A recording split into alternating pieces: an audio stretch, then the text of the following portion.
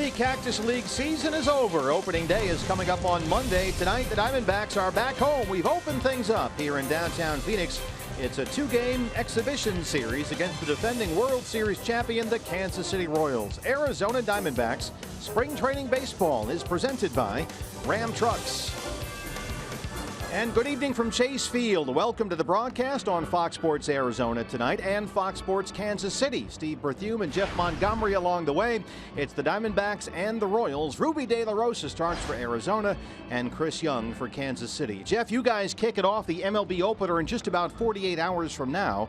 The defending World Series champs, any position battles that have yet to be decided for you guys? Really, there are only two jobs open coming into spring training camp, and one real special story to me is Raymond Fuentes. He's going to be playing right field tonight. He's never made a Major League opening day roster. He's looking to seal that up, and I like his chances.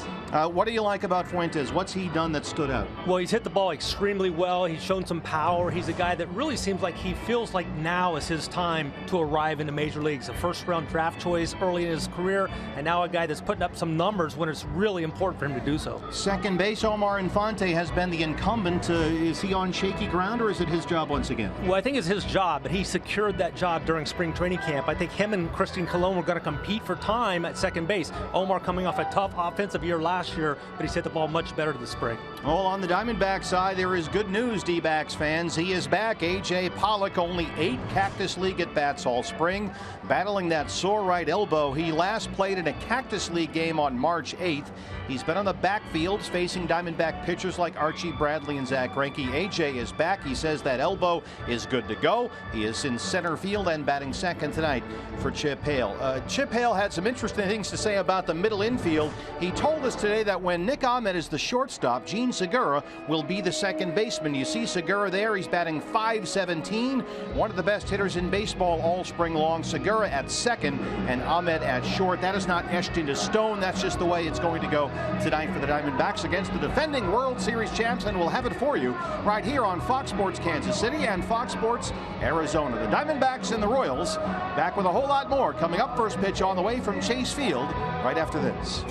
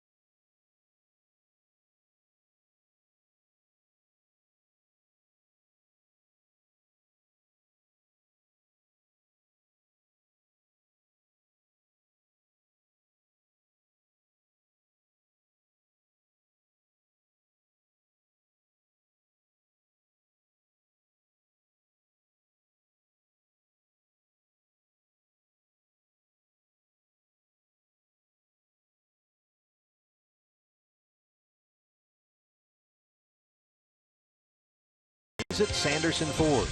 Chaz Roberts Air Conditioning and Plumbing. Choose Chaz. Cox Gigablast. How will you live the gig life? And by your Valley Honda dealers, where you get more standard features for less money. From the Valley, we are set for Diamondbacks baseball. Fox Sports Arizona, Fox Sports Kansas City. More from Chase Field coming up. First pitch minutes away. It's the Royals and the Diamondbacks.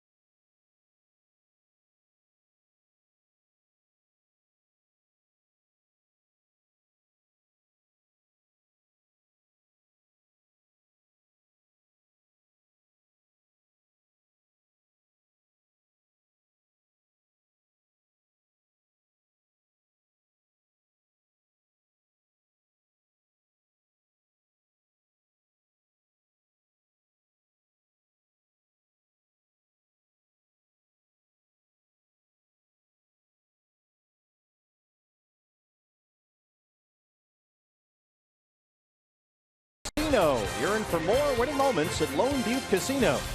By Tire Pro. For the best selection of Continental and General brand tires, visit one of our 22 locally owned locations. By Jack in the Box. Taste the all-new Double Jack Burger today, only at Jack in the Box. And by Law Tigers, Arizona's motorcycle lawyers. Welcome back to Chase Field. Steve Berthiaume, Jeff Montgomery, Joe Borowski, Joel Goldberg down on the field with us on a perfect night here in the Valley, downtown Phoenix, Arizona. Roof and panels open here at Chase Field. And the Diamondbacks are set to take on the defending World Series champion Kansas City Royals. Ned Yost, his 6th full season with the Royals. His club, Jeff, 14 wins, 19 losses in Cactus League play this spring. Right, a lot of times going into spring training camp when there are a lot of jobs that are open for competition, the record maybe is a little more reflective of that. However, the Royals didn't have a lot of competition. Their record's not great. And take a look here at the Royals batting order. It's going to be likely what you're going to see a lot this season, especially Raymond Fuentes there in the 8th slot. But Escobar done a nice job being a spark plug at the top. He's going to remain there. Mike Moustakas is a big surprise last year at this time, but he's really solidified himself as a great number 2 hitter now. So the rest of the lineup's really, again, what you see is what you get from there. But I think you'll see that a lot during the course of the season for these Royals. And tomorrow there's a game here, Royals and Diamondbacks, but most of the players you see right there tomorrow will be on a plane to Kansas City because you guys have the Sunday night game to open up the 2016 season, right? Right. Less than 48 hours from now, Royals will be playing baseball in the K against the defending National League champion New York Mets. A World Series rematch on the mound for the Diamondbacks tonight. It's Ruby De La Rosa. 5 Cactus League starts, hit hard the last 2 times out by the Giants and by the Rockies. You see the numbers here. Ruby in those last 2 starts gave up 11 earned runs on 18 hits in less than 12 innings, so that spring ERA right about 7.5. He made some location mistakes, but Chip Hale says Ruby's stuff has been dynamite and they just want him to continue it. Not worried about the spring numbers. This is a power right-hander, now the number 4 starter in what is a pretty solid Diamondback rotation. Really is, and add in Greinke and Miller to that rotation. You got De La Rosa here. What you're seeing from De La Rosa during the course of the spring training is kind of a lot of his MO during the course of the year. He have these brilliant games and occasionally take a step back, but I think all in all his stuff's great. He possesses those 4 really quality pitches, so you never know what you're going to see, but I know Chip Hale is expecting a lot out of Ruby De La Rosa. Let's take a look now at our eye on defense for the Diamondbacks, brought to you by Nationwide Vision Centers. And as we talked about at the top of the broadcast, there he is with that sore right elbow. A.J. Pollock says he is good to go. And he is in the lineup tonight. Tomas Pollock-Peralta, the outfield left to right. Jake Lamb at third. Nick Ahmed, the shortstop. And Gene Segura will be the second baseman, says Chip Hale, whenever Nick Ahmed is the shortstop. And Segura has said he's not all that comfortable at second base yet. He came up as a shortstop, so it's a work in progress for number 2. Goldie at first, Castillo and De La Rosa, the battery. How about a Valley Honda key to the game? It's a dress rehearsal. You guys have less time than we do to get ready. You'll be going Sunday night for real. Exactly. A lot going on over the last 6 weeks for these guys, but for the most part, what you see tonight is going to be that lineup that's going to be a likely lineup on Sunday night when the Royals open up against those Mets. That's your Valley Honda keys to the game. Brett Terry, our plate umpire. Alcides Escobar, a notorious first pitch swinger, is at it again, and he lines it to left center field. Escobar on the run. And he's thinking 3 here, and he will make it a leadoff triple. And De La Rosa backs up. Good thing he's there. 1 pitch in. Escobar is in at third. Jeff, what's the deal with this guy? He swings at the first pitch, it seems, almost every at bat. Well, a lot of times I don't know if the scouting reports make their way around spring training, but we see a lot of first pitch fastballs for Alcides Escobar. Certainly the case here. He gets a pitch in the middle part of the plate and drives the ball very effectively to left center field. He'd had a slow spring, hitting only .208 in just under 50 Cactus League at bats, but he's in at third now for Mike Moustakas, who is the new 2-hole hitter this year for Ned Yost.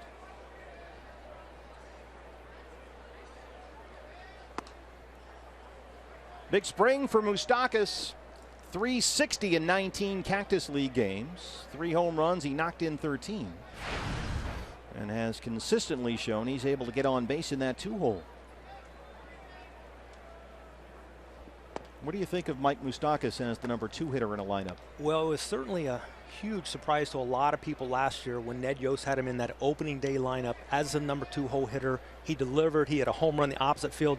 The main focus for him starting last season was hit the ball hard to left field, drive the ball the other way, take that shift away from the opposition, and it really was reflective in his breakout season. He had a really nice postseason in 2014, carried that confidence into 2015, and had a really nice year. He's ahead, 2 balls, no strikes. Yeah, Moustakas last year, career high 284. 22 home runs, 82 RBIs, also personal best. First All-Star selection of his career last year. And it's not unusual for Mike Moustakas to have enormous Cactus League numbers. For the last 4 seasons, he just puts up enormous numbers during spring training, and then until last year, he never really put up the good numbers. Segura at second. This will get the run home as Escobar scores. The RBI for Moustakas, and it's 1-0 Kansas City.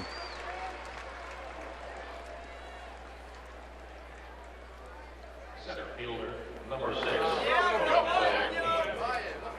Brings up Lorenzo Cain, the center fielder.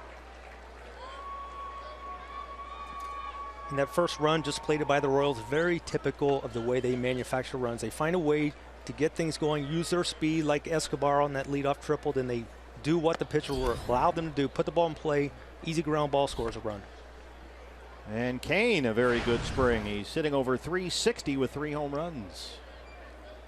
Ruby getting behind in the count after Escobar jumped on the first pitch. This is a slow roller to Nick Ahmed at shortstop.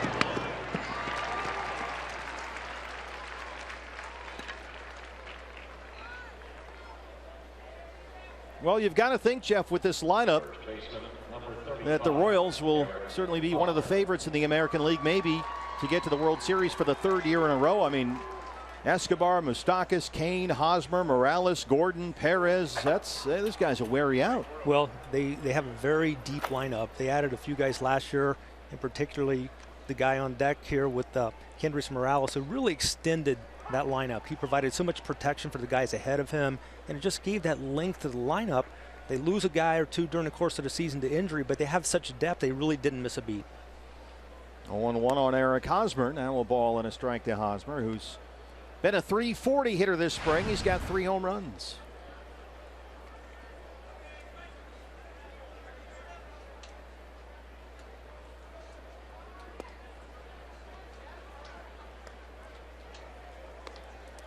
It's been very enjoyable to watch Eric Hosmer really evolve from the day he arrived in the major leagues to become a complete player.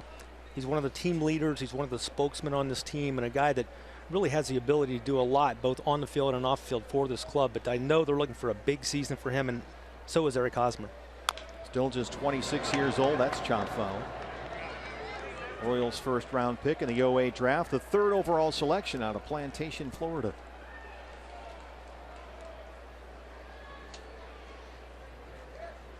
Does this team have a leader? Is there one guy that stands out? Because here in Arizona, it's Paul Goldschmidt. And he and Hosmer are similar in lots of, I think, lots of ways. They really are, and Hosmer would be near the top of that list. I still think Alex Gordon is a guy that really kind of runs this team as far as his, he's been around this team longer than any other player, and his presence is just certainly, it's always felt when he's in that lineup and what he's able to do in the clubhouse as well. But he's a quiet leader. He's not a guy that's going to be vocal. Eric Hosmer more the vocal leader. Ruby elevates at 96 miles an hour and blows away Hosmer, but the Royals strike first. They get a run on the board. Bottom 1 coming up from Chase Field here in downtown Phoenix.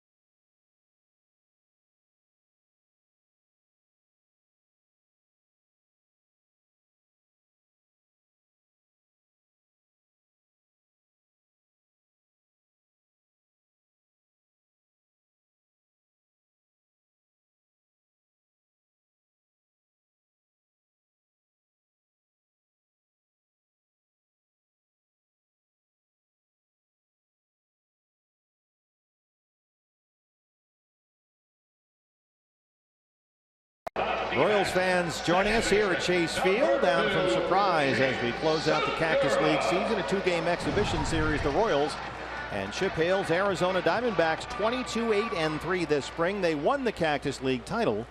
22 wins, only one shy of the club record, 23 for a spring set back in 2002. And here is the lineup for Chip Hale's Diamondbacks tonight. Gene Segura leads it off. He is the leadoff man.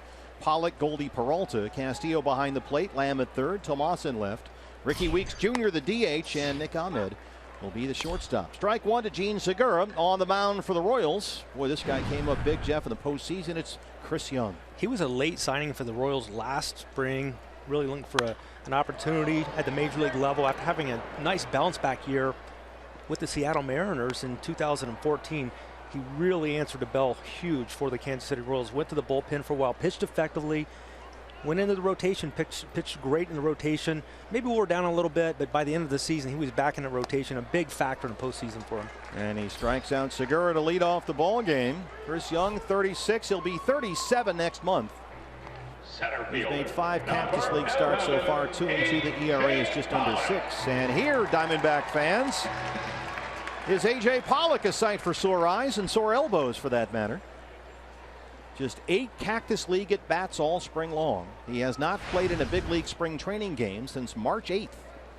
Trying to let that sore right elbow stop barking, but he says he is good to go. Ball one from Chris Young. Had a chance to visit with the D-backs manager Chip Hale a little earlier today, and he was so excited to see Pollock's name back in that lineup. He's a guy that certainly instrumental in their success this year. An all-star last year and a Gold Glover in center field. Sky high, shallow center. Infante drifting out there. He's got it.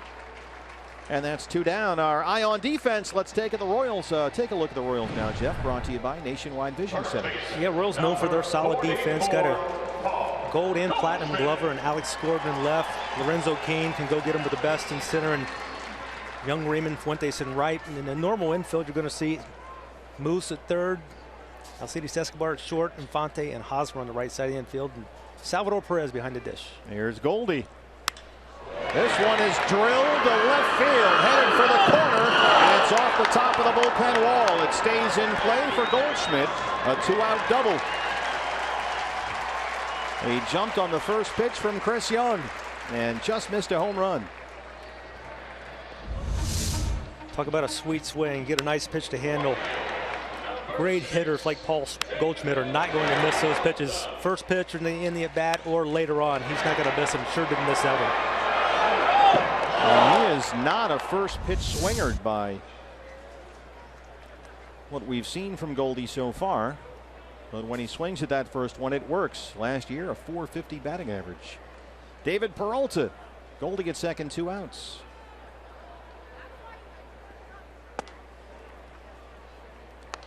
Peralta hitting just under .260 with 1 home run in Cactus League play. I believe that home run came on April 12th against the Royals. It was off Medlin, yeah. Got a hanging curveball. That's right. At Salt River Fields. He's picked up the pace lately, David, and somehow he's been able to stay patient up there this spring. You really like to see that. He's walked nearly as much as he's struck out. And the on-base percentage is over .350. He's ahead 2 balls and no strikes.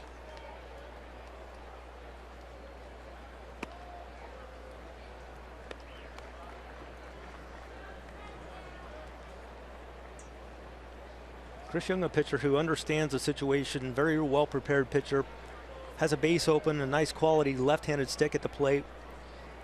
Got the right-hander in Castillo on deck, may pitch around a little bit around Peralta, and he does. Well behind in the count, then went outside both times, so it's a 4-pitch walk to Peralta. 2-1 and 2 out now for the dangerous Wellington Castillo, who has had a sensational spring. 417 in 13 Cactus League games, 5 home runs. He's knocked in a team-high 19 runs.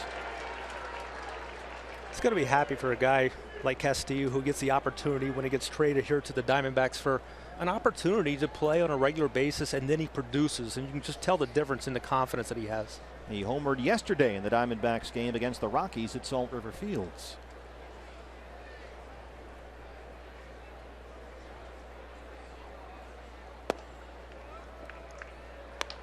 Wellington 13 RBIs in his last 8 games. And the remarkable thing about his spring, he has slugged over 1,000 in the Cactus League. He's got 15 hits, 14 of them for extra bases, 9 doubles and 5 homers. That's this high in the air. Shallow right. Fuentes coming in. And Chris Young strands 2. We are through 1. Royals lead the Diamondbacks 1-0.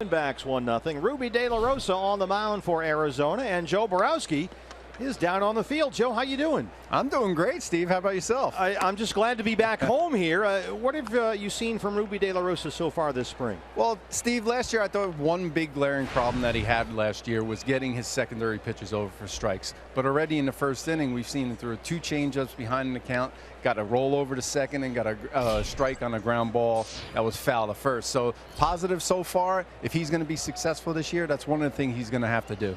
We'll check in with Joe and Joel Goldberg throughout our ball game here tonight as Kendrys Morales, the DH, leads off the second for the Royals. An Escobar triple to lead off the ball game. Mike Moustakas an RBI ground out for the only run of the game so far. Morales has homered twice this spring. A .246 Cactus League batting average. He's played a lot. He's had 61 at bats. Yeah, that's exactly what happened last year with Kendrys Morales. Ned Yost gave him an abundance of at-bats, gave him a chance to really get things right. Think back to the year before, he didn't start baseball till mid-season. He really missed spring training camp, so last year they gave him all those at-bats. It paid off dearly. I think it's safe to say that if it's not broke, don't fix it, so they're going to let him do it. Same thing this year. This is hammered to deep center field. It backs up Pollock. He'll play it off the wall. No, he won't. He'll watch it go. Kendrys Morales takes one way out of here. And it's 2-0 Kansas City. That's his 3rd this spring, and that ball was hammered. Haven't seen many ball games in this ballpark, Steve, but I would venture to say not a lot of balls go over that line in dead center field. That is a long way out there. That a location mistake? Yep. Get a pitch up, allows the hitter to get extended, and Kendrys Morales knew it. I'm sure Ruby De La Rosa knew it as soon as it left his bat. Had that sound that is really difficult to mistake. Up onto the home run porch. So 2-0 Royals, and here is Alex Gordon. The longtime Royal hitting just under 300 for his Cactus League season, 3 home runs. I thought it was great, Jeff, that they brought him back, that they figured out a way to get a deal done, because it just would have been strange to see Alex Gordon in another uniform. I'm sure doubly so for any Royals fan out there. Well, absolutely. And it was a two-way street. The Royals maybe went a little above and beyond where they thought they could possibly go. Alex Gordon made it work. He was a guy that wanted to come back, wear royal blue, and he's going to be one of those guys that's going to likely have a statue out there of him someday if he continues to do what he does. I mean, he's one of the all-time great Royals. 4 years, $72 million, re-signed right after the new year. And now here for his age 32 season is good to go in royal blue. 2 balls and 2 strikes now.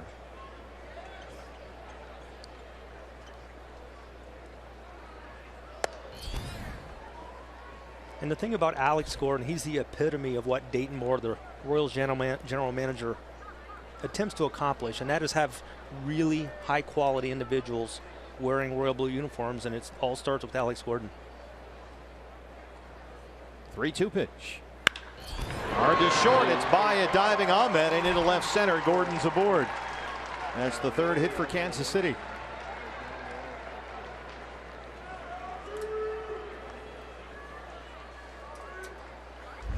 Catcher number 13, Salvador Perez. Alex going to take what De La Rosa gives him. If he goes away, he's going to pitch him away, hit him away, and that's exactly what he did. Salvador Perez, who got so much attention for his new contract. And boy, you really got to give the Royals credit here. You see his numbers this spring. He was on a 5-year, $7 million deal. And yes, he signed it. He knew what he was doing. He's a grown-up, but the Royals, to their credit, given what Salvi Perez means to this team, tore that contract up. And when they didn't have to, wrote him a new one, $7 million, changed to $52 million. It's a pretty good raise. It's certainly a nice raise and a tremendous gesture as far as what this individual means to the Royals organization. He's one of the fan favorites. Talk about leaders. He's really emerged as a leader, especially in that guy that kind of keeps guys going, keeps everybody loose. In the air, right center field. Segura drifting out from second base, and he's got it. That's the first out here in the second. I imagine that's a real investment in goodwill for the Royals, not just, Jeff, for the players in the clubhouse now, but maybe other players out there in baseball, potential free agents who see, well, I guess this is the way that Kansas City handles its business. Well, and exactly, and you have some young guys on this team that are really kind of getting to the stage in their career where you can look and see maybe another year or two down the road, the Moustakas and the Hosmers become free agents. But I think the gesture toward Salvador Perez goes a long way in sending a message that we're not just planning on winning here for a couple of years. We want to keep this thing alive really as long as we can. Omar Infante, the veteran, 357 this spring. There was some thought that Christian Colon would challenge him for the starting job, but I saw Jeff Colon really had a poor spring. So is Infante the guy at second? I believe he's the guy. He was the incumbent, so he was a likely guy to emerge spring training as the everyday guy. But you still have to perform, and I think that's a thing that competition oftentimes creates success, and that's what we're seeing with Infante with the bat during spring training camp. Now, certainly you have to carry it over into the season. Christian Colon had one of the biggest hits in Royals history last year when he drove in the winning run in the World Series. So he's a guy that certainly has shown what he has the ability to do, even with limited at-bats and playing time. Yeah, you thought maybe Colon, who's 26 years old, he'll be 27 next month, would push Infante, who's 34. But Colon just 7 for 51 in the Cactus League this spring, so he really had a tough spring. Right, it took him a while to go off the snide and get his first hit, but he's swinging the bat much better now. 1-0 on Omar Infante.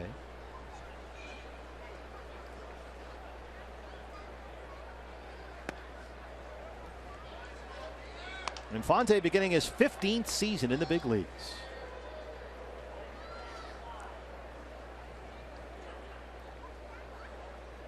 Did not appear in the postseason for the Royals last year. They got Ben Zobrist, and that, I guess, took care of that for the most part. Right, he had an oblique injury late in the season, and he really never got back in position physically to be able to participate.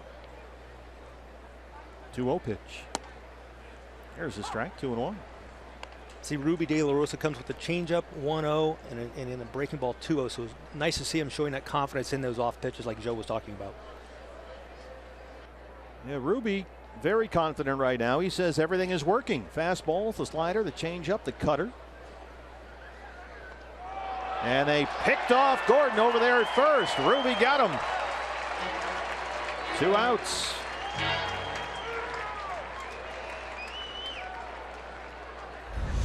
See a lot of guys work on pickoff moves during spring training camp. It looks like Alex maybe had a little spin out job there trying to get back to first base. He got stuck halfway, it seemed like.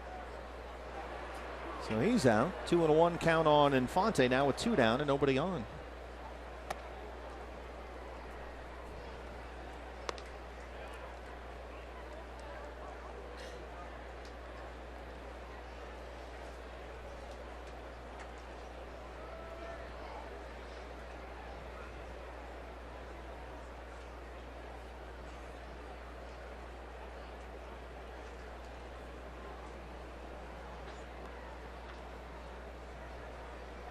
The issue at times for Ruby, of course, can he control and navigate those Ruby moments where he sort of loses focus or concentration, it seems, out there. Been touched for a run in each of the first 2 innings, and there's a 2-out walk to Infante. And really the biggest thing for a pitcher is finding ways to duplicate that delivery. Repeat your delivery time after time after time. Regardless of the pitcher you're trying to execute, find a way to get that release point and then just find the ability to execute that pitch. And sometimes pitchers like Ruby De La Rosa get out of sync. They just can't get back in, and that's just part of experience. Growing up, learning on the fly how to get that delivery back. There's Mike Butcher, the new pitching coach here, as Raymond Fuentes steps in, the right fielder. He's had a very good spring. And you were telling us at the start of the show, Jeff, that the right field job was really the one spot that was up for grabs. I think coming into spring training camp, Gerard Dyson and Paulo Orlando likely are going to compete for time out there in a platoon situation. And it looks like now with the injury to Dyson, Fuentes may be the guy that's going to get some at-bats and maybe the majority of at-bats against right-handed pitching. As you saw, hit nearly 390 in 25 games this spring. And they got a long look. He had more than 50 at-bats. 3 doubles, 3 homers, drove in 14 runs, stole 3 bases, had a nice spring. He really did, and he was a former first-round pick, so there's ability there. Somebody thought he had the ability to be an impact player at the major league level, and now possibly at only age 25, he's showing that he can be that guy. Just turned 25 in February. First rounder by the Red Sox back in '09.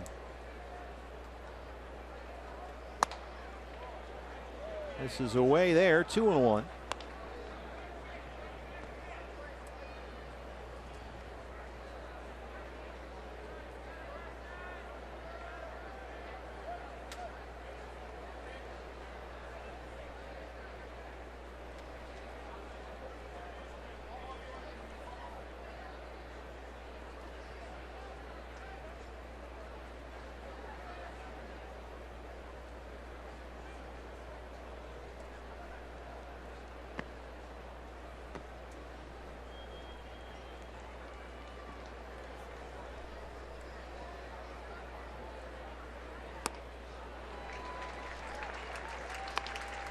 We've mentioned this all spring long. One of the priorities for Ruby De La Rosa, improve against left-hand hitters. Lefties hit .315 versus Ruby last year. About 100 points higher than his batting average against right-handers. You know, really nice execution on the 2-1 pitch to get back in this count. Now he's back to 2-2. A lot more things you can do at a 2-2 count as a pitcher as opposed to a 3-1 count. So really big for him, especially when you get down to the bottom part of the order. You just walked the number 8 guy. You got to find a way to put away these bottom of the lineup guys.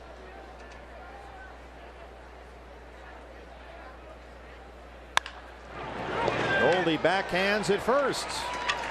But the Royals get another run. Kendrys Morales, his 3rd this spring, makes it 2-0 Kansas City.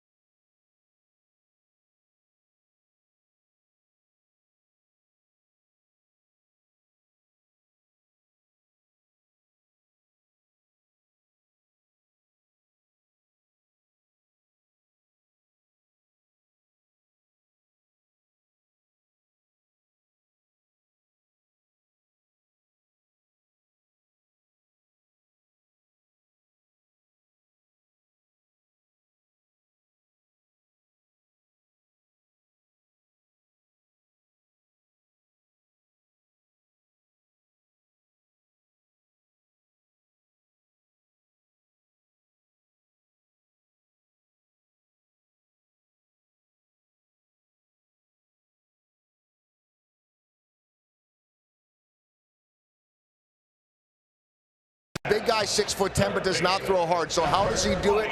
He says it's all about execution, and conviction leads to execution. And what he means by that is that his conviction, it comes from studying, from preparation. Monty, you know, the former Princeton Ivy Leaguer is one of the most prepared guys in baseball, and he said he is really looking forward to getting home because he doesn't have all of that information and all of the video that they do once the regular season starts. And he, by the way, may get moved up to Tuesday to start in the second game of the year. Oh, something wrong with Ian Kennedy, perhaps. The hamstring, is that an issue? Well, he had the hamstring issue in his last start. It came out 1 inning early, and now they're maybe going to be a little proactive in taking a little extra care of him. The Royals have 3 off days during the first 5 games, the first 5 days of the year. So I think finding ways to manipulate these guys to allow them to make sure they're 100%, especially making that first start. Jake Lamb closing out what has been a big spring for Jake, hitting just under 400 with 3 home runs. A ball and a strike. Lamb, Tomas, and Ricky Weeks Jr. 6, 7, and 8 here in the Diamondbacks second against Chris Young.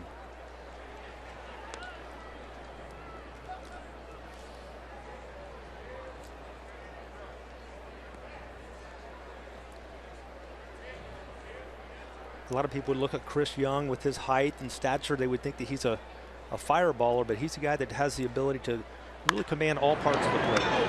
Eric Hosmer.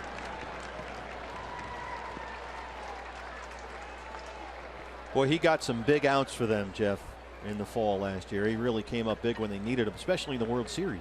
Yeah, I remember one of the games, I think it was a 12-inning game. He pitched the last 3 innings. It might have been game 1. He got the win. And so he was a guy that was around. He was ready and able and willing to do anything that Ned Yost and his pitching coach, Dave Island, asked him to do. From the first day he arrived in Royals camp last year in early March until the end of the season, he literally did everything they asked him to do. 2 World Series games against the Mets, 1 start. Gave up just 2 hits in 7 innings of work and had 7 strikeouts. Yasmani Tomas.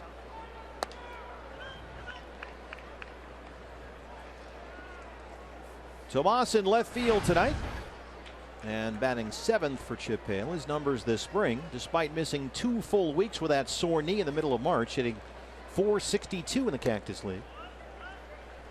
And for Yasmani, since he came back from that sore left knee, he's hit safely in all 11 games, including 7 doubles and 5 RBIs. So he's been a very effective bat up there. And now ahead in the count, 2 balls and no strikes.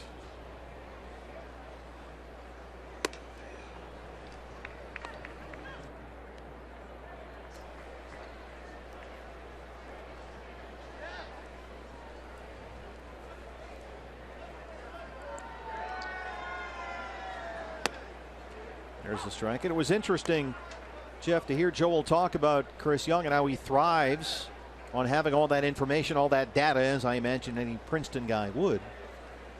Some pitchers, it seems thrive on that kind of stuff, and maybe other guys don't want to be overloaded. Lorenzo Cain has that, 2 down. Yeah, it's interesting to watch Chris Young prepare. He may start a game on a Sunday on a getaway day in one city. On the way to the next city on the plane, he literally has his notebook, which is about 4 inches thick, on his lap, studying, getting ready for his next start. He may have just had a really stellar game against the Cardinals. Now he's going to be pitching against the Brewers. He wants to really learn everything he possibly can for the next opponent. Well, here's Ricky Weeks Jr. Here's Zach Greinke, former Royal.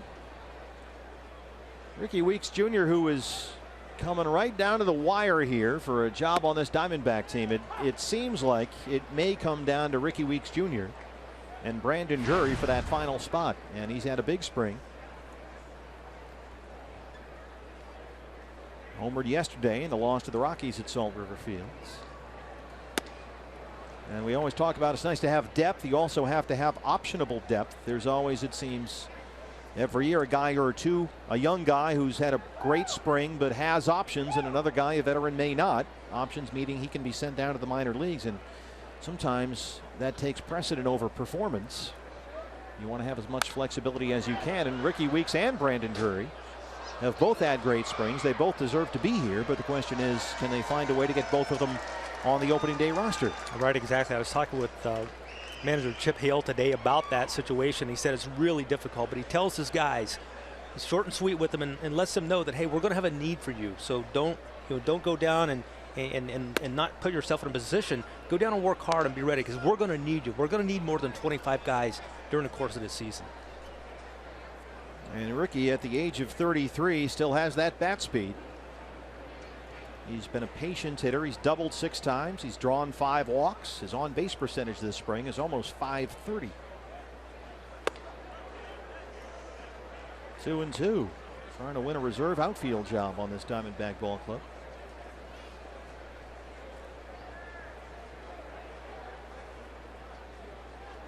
When you stand behind the batting cage and watch this guy take BP, it's like he was 10 years younger back in his Milwaukee days. He just hammers the ball. Chases that one upstairs, and Chris Young gets his second strikeout. We'll go to the third. It's the Royals 2 and the Diamondbacks nothing.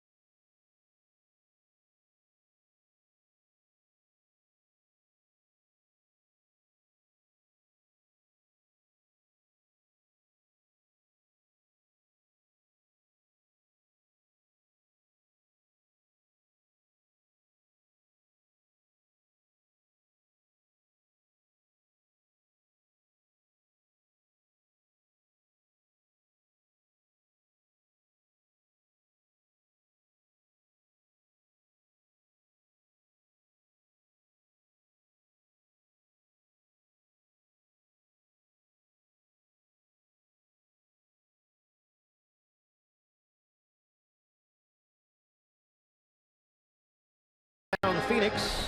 D-backs trail the Royals 2-0. Hey fans, secure tickets now for D-backs opening day at Chase Field.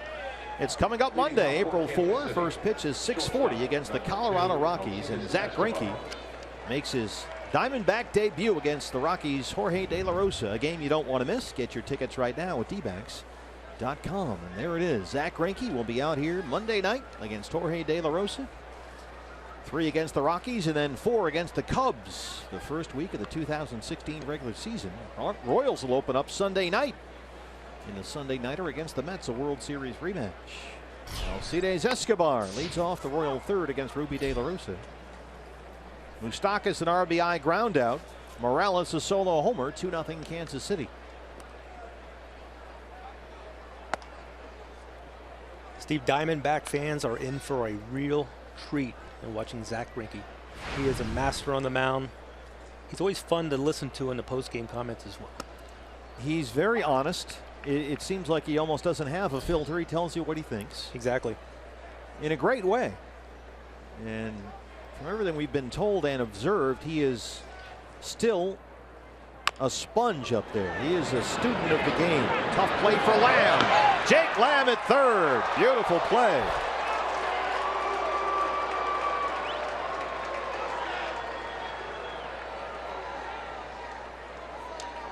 We'll see how we feel about challenging Chip Hale, waiting for word from Alan Campbell, the Diamondbacks video coordinator. It sure looked like he beat that out, and Chip will indeed challenge. Ted Barrett, the first base umpire, comes over. They'll put on the headsets with Jim Wolf. Let's take a look. No option here but to bare hand for Lamb. This one very well could be reversed. I think the Diamondbacks have a pretty good case here. Let's see. Video replay review. The call on the field is that the runner is safe at first base. Jake Lamb always been considered a plus defender at third base. The call was initiated And we just saw why. by the Arizona Diamondbacks. So it's our first review. We did not have replay review in the Cactus League. This is technically an exhibition game. because the camera setups at some of the spring training ballparks aren't what they are in the big league ballparks, so that's why they don't have it in spring training, but they will take advantage of it here. I know a lot of old schoolers are not in favor of replay. I'm one who particularly does like it. I like it when they get it right. I like it when they get it right in a hurry too. It is remarkable when the percentage rate on calls that are challenged, that are overturned, is close to 50%. That shows that there is a glaring need for it, because as we just saw, some of these calls are extremely difficult for the umpires, who also want to make sure that the call is correct. And they really do. We have a chance to visit with a lot of umpires during the course of the season, and that's one of the things they say. Hey, I may not look good as a result of this being turned over, but I would rather get it right and not be the guy that has to watch the replays all day long the next day on especially a critical play that could maybe determine the outcome of a ball game. And I thought, Jeff, for the most part, baseball did a terrific job last year of speeding up this process. The first year we had it, it was kind of a big deal, and it really got bogged down. The communication was not great from the field to the booth, so everybody in the ballpark knew what was going on. But last year I thought it was much improved. I agree. And Joe Goldberg, our reporter for Fox Sports Kansas City, had a chance to go to the command center in New York last year. He said it was just truly remarkable, everything that they have to go on, and it's really nice. And there you go. Case in point, the call is overturned, so that's a 5-3 putout, and Chip Hale wins his challenge. At the plate, third baseman Mike Moustakas. 2 minutes and 6 seconds, we're told, on that replay review. So one away now for Mike Moustakas, who had an RBI ground out his first time up after Escobar led off the game with a triple. There's strike one. And once again, the Diamondbacks going to the overshift.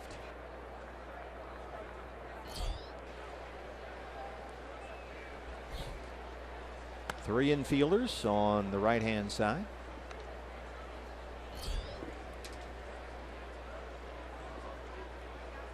Nick Ahmed all by himself at shortstop.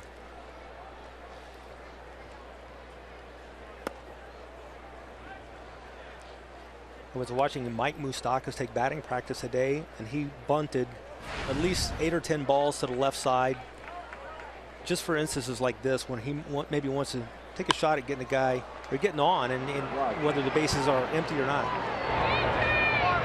Easy fly ball for A.J. Pollock, 2 down. Well, there is the school of thought that says if you get a guy like Mike Moustakas to bunt, you've in a sense won the battle, because he's not going to hit a double or a home run. However, with guys like Kane and Hosmer and Morales and Gordon coming up behind him with him on base, I'm not sure in the big picture you've won the battle. I think his goal is to really maybe take that shift away more frequently, so that he has more holes to hit through on the right side, and he did a really nice job of that last year, not just with the bunting, but hitting the ball the other way.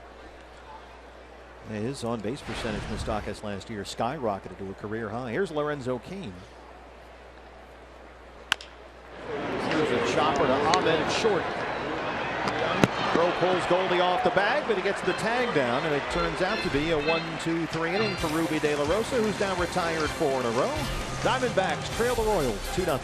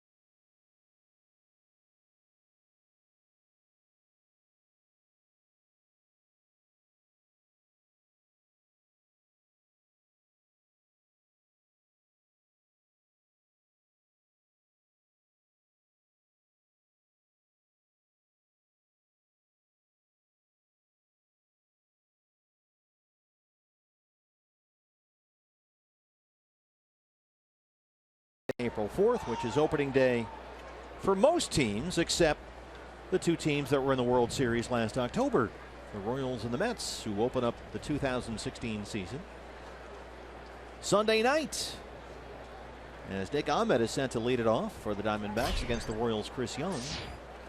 And as Jeff, as you were mentioning, it's kind of a weird first week for Kansas City. You've got the Sunday nighter to open things up, and everybody will be watching that game. And then you got a bunch of off days. There's a day game. I mean, this whole first week after this opening nighter is a little, it's weird, wild stuff. Right, and we see the starters here with Matt Harvey with the Mets and a rematch from really Game 5 of the World Series, and Edson Volquez going for the Royals. Nick Ahmed, another base hit. It drops in front of Lorenzo Cain in right center.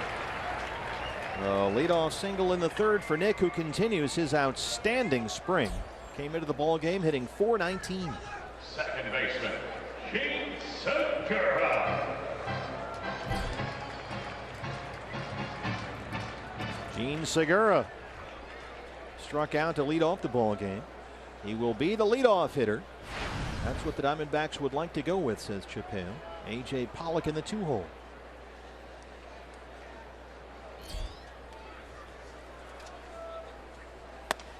I was listening to Ned Yost the other day, said, look, Edson Volquez has been the heart of the Royals staff. He's a guy who deserved the start in that opener Sunday night against the Mets. The rematch with Matt Harvey, games 1 and 5.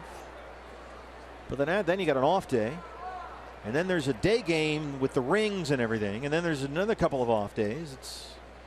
It's going to be very unusual. It's a lot of times difficult for players to get things really in order with all those off days. They'll settle for one as they get the force on Ahmed. Yeah, I would think first week you'd like to get into some kind of rhythm here, but it's going to be a little stop start. Yeah, really difficult. And sometimes it's difficult for the manager and the pitching coach to make sure that their pitching staffs are lined up to really accommodate all of those off days, make sure guys stay sharp. Sometimes players will stay back in Arizona or Florida, get their work in, but certainly with the Royals coming north and getting the World Series ring, I don't think anybody wants to stay back and miss that ceremony. Yeah, I bet. A.J. Pollock is back for the Diamondbacks. He popped up to second his first time up tonight, his first big league spring game since March 8th. He'd been out about 3.5 weeks with that sore right elbow. And Chip Hale said yesterday that for A.J., the swinging and the throwing is not a concern at this point. The real worry is overdoing it. And just sort of how this elbow soreness began in the first place earlier this spring. Too much activity in too short a time frame. So they will monitor it closely with Pollock. But they do believe he is healthy and good to go for Monday. A.J. says he's set to go. And they are relying on him to be honest with them, says Chip, about what hurts and what does not. Right, and it's a very good sign to see him in this lineup tonight, because if you have Ahmed at the bottom and he's going to get on base a lot, you look and see at the number Segura's put up during spring training, and then you follow up with Pollock and Goldschmidt. I mean, that's quite a formidable lineup there, starting at the number 9 slot. Yeah, and Chip is going to bat the pitcher 8th. There's a DH tonight, but for the most part, it seems the pitcher will bat 8th for the Diamondbacks. So in terms of who's the leadoff man, it's not quite as important that way once the lineup turns around the first time. Got to keep an eye on Segura down there. He's got 5 stolen bases this spring. Diamondbacks, as always, very aggressive on the base paths this spring so far.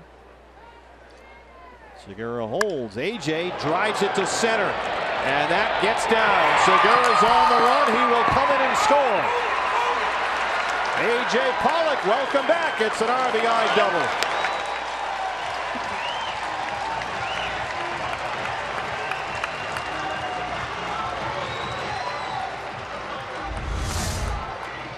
Pollock does not look like he's a player that's been out of action for as long as he has. Certainly he's had the at-bats on the minor league side, but really nice job of hitting here, getting the ball in the gap, driving in a run. Just 8 Cactus League at-bats all spring long, but as you said, he looked like the all-star he was last year right there. And the Diamondbacks are on the board. It's a 2-1 ball game now, with A.J. at second.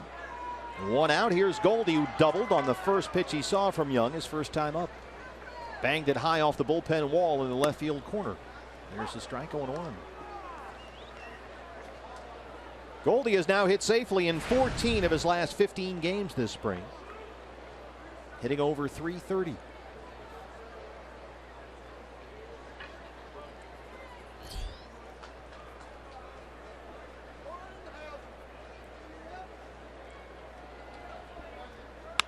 Just after 2 years. Roller to Escobar at shortstop. AJ sneaks into third, and Goldie beats it out. Safe at first is the call from Ted Barrett. That was hit slowly, Jeff, to shortstop, and Goldie runs better than a lot of people realize. Got to like the hustle, too. Coming out of the box, running hard, exhibition game or not. Alcides Escobar takes a little look over at Pollock going to third base and may have cost him a chance to get the out at first. Ed Yost waiting for the word, should I challenge or not? Ted Barrett looking over, waiting for something.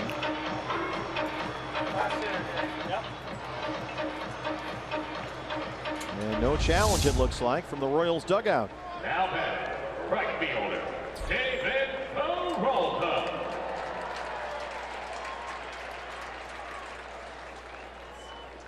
Just great hustle there. So they're on the corners now. One out for David Peralta, who walked in his first plate appearance today.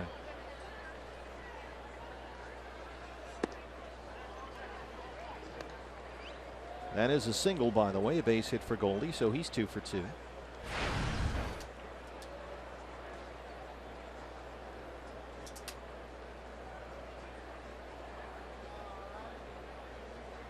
You mentioned, Jeff, the potential injury. There goes Goldie. Perez drops it. Goldie's in there. Now, stolen base for Goldie, his third this spring. The injury, or the concern at least, about the hamstring of Ian Kennedy, and you mentioned at the top of the broadcast that may put a cap on the number of pitches that Chris Young throws here tonight. Well, there is action in the Royals bullpen right now. Right, I've heard that he's going to go roughly 45 pitches tonight, as he will likely be the Game 2 starter.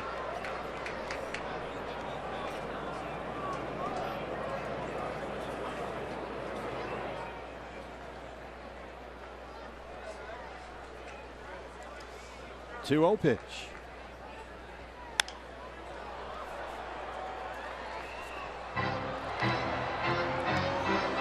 Kevin McCarthy, the right-hander, warms up.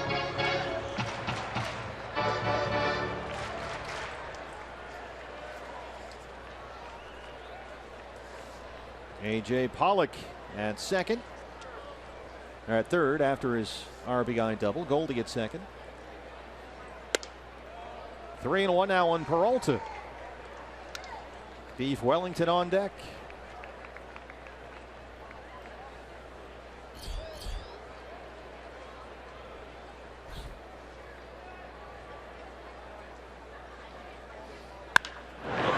Hard to second. Infante. AJ coming home. And he sneaks in there to tie the ball game, and he's hurt. An awkward slide at home by A.J. Pollock. And he seems to be very delicately protecting that right arm. And it's the right elbow that's been the concern all spring long. Let's see. Ryan DePanfilo, the trainer out there. And A.J. is not happy.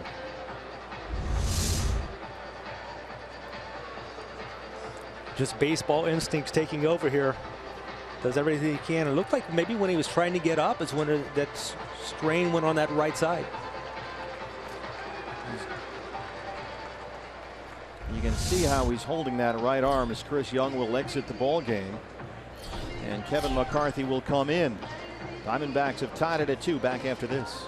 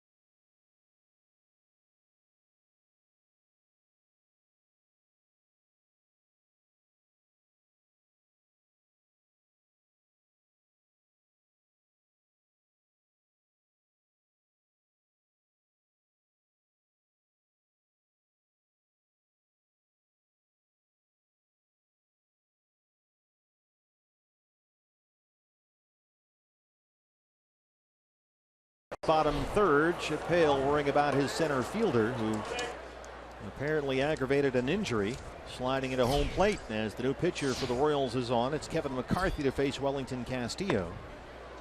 McCarthy, 24 years old, up from Royals minor league camp. A 16th round pick 3 years ago by the Royals. Castillo flying out his first time up.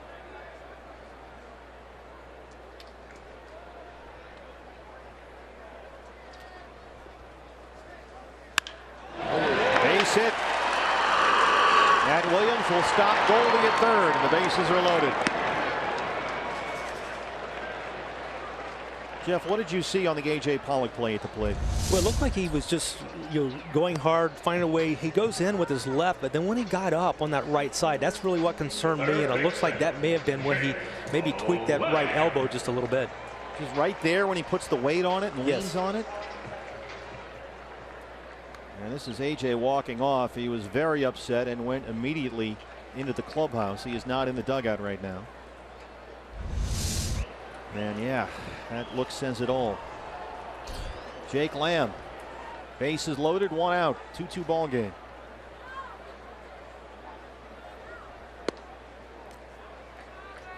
One of the things you hear repeated so many times during the course of spring training, especially toward the end of spring training camp, let's get out of here without any setbacks health-wise, and certainly hopefully that's not going to be one for A.J. Pollock. And as soon as we have information, we'll pass it along to you, of course. Jake Lamb grounded out to first his first time up.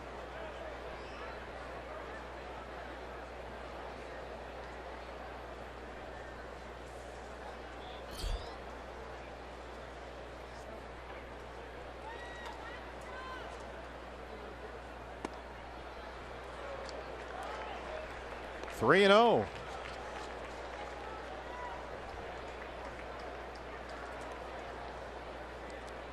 A look at Kevin McCarthy. Pitched for 3 different teams in the Royals organization last year. Finished up in Double-A, and there's a walk with the bases loaded. It's 3-2 Diamondbacks. The RBI for Lamb, who has shown tremendous patience at the plate this spring. Jake has an on-base percentage over 500. That's his 14th walk this spring. Really nice job at the plate. Don't get to know that strike zone. Certainly in a situation you've got a young pitcher, inexperienced pitcher on the mound, and make him throw strikes. And unfortunately for McCarthy, that was not the case. As Manny Tomas, a run is in, base is still loaded.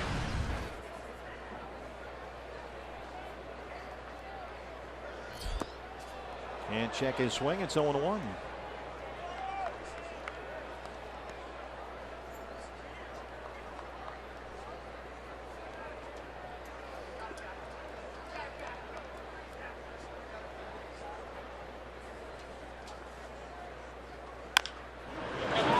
Chop to third. Moustakas. He gets the force as Peralta comes across.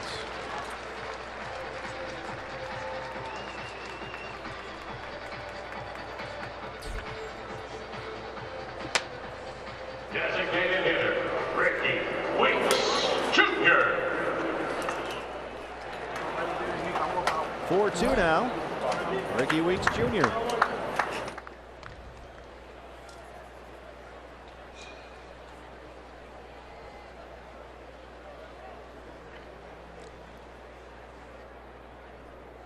Struck out his first time up.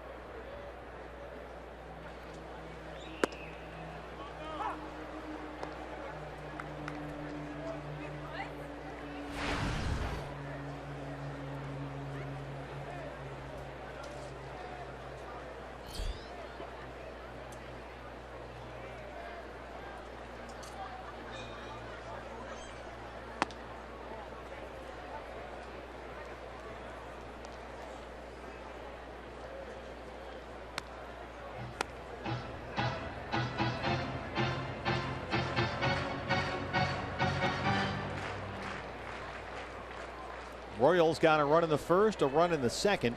So far, it's been a 4-run Diamondback third.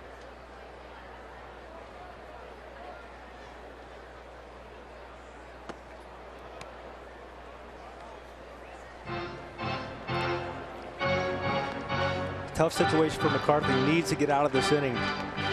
Damage has been done. You have to find a way to continue to pound that strike zone. He got ahead, but now he's falling behind in the count.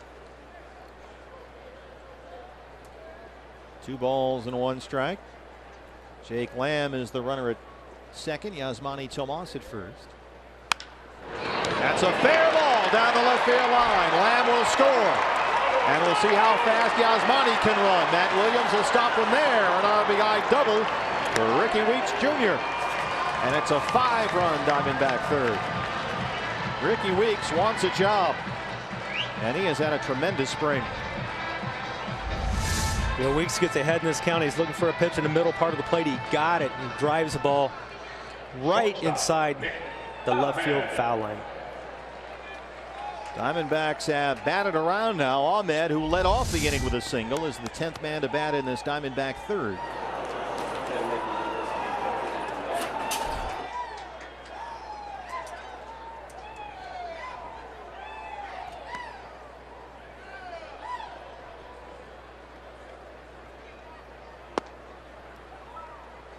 Nick has hit consistently all spring long. He's hit safely in 18 of 20 games.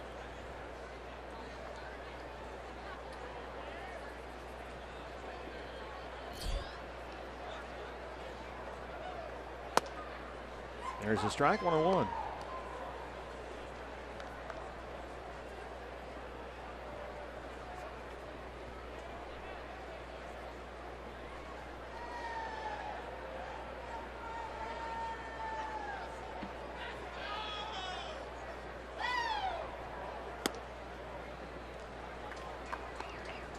Really difficult situation for Kevin McCarthy here. He's in a situation that he's not been in likely before. Got a tough hitter like Ahmed, even though he's hitting at the bottom, his numbers in spring training, and when you're unable to find that strike zone, especially with your off pitches, it's difficult. In the hole, Moustakas. And that's the end of the inning, but the Diamondbacks get 5. We go to the 4th. They lead the Royals 5-2.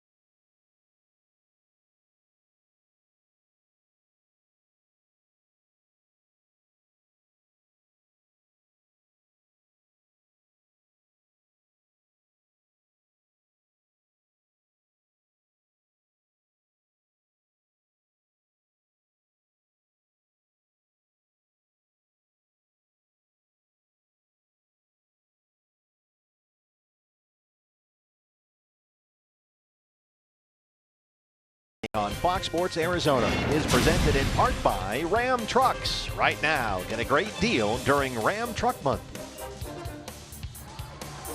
Just a perfect night here in downtown Phoenix. We're at Chase Field, roof and panels open. The Diamondbacks lead the Royals 5-2 as we're set for the 4th inning. A.J. Pollock has had to leave the ball game with an apparent elbow injury. Socrates Brito has replaced A.J. in center field. Ruby De La Rosa now with a 5-2 lead. He's retired the last 4 Royals he's faced. And Eric Hosmer leads off the 4th. Hosmer, Morales, Gordon 4, 5, and 6 for Kansas City. And there's ball 1. Hosmer struck out his first time up. Ruby got him to chase a high fastball to win the first.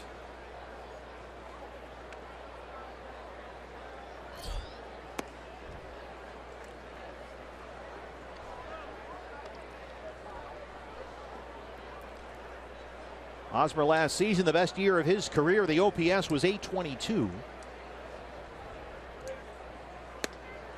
Big cut at that one on the 2-0 pitch. Eric Hosmer feels like there is still something left to show. I think he at times is he's a very streaky hitter at times and shows what his upside is. I think he's looking to put it all together for a 6-month schedule and see what he can do. But he's a guy that certainly feels like he's going to be able to put up even better numbers, and maybe this year, but at some point in the future. Last year, 18 homers, 93 RBIs, a career high. Ruby misses there.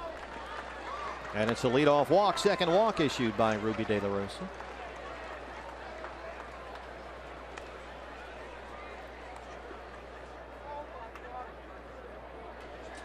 Designated hitter, Kendrys Morales.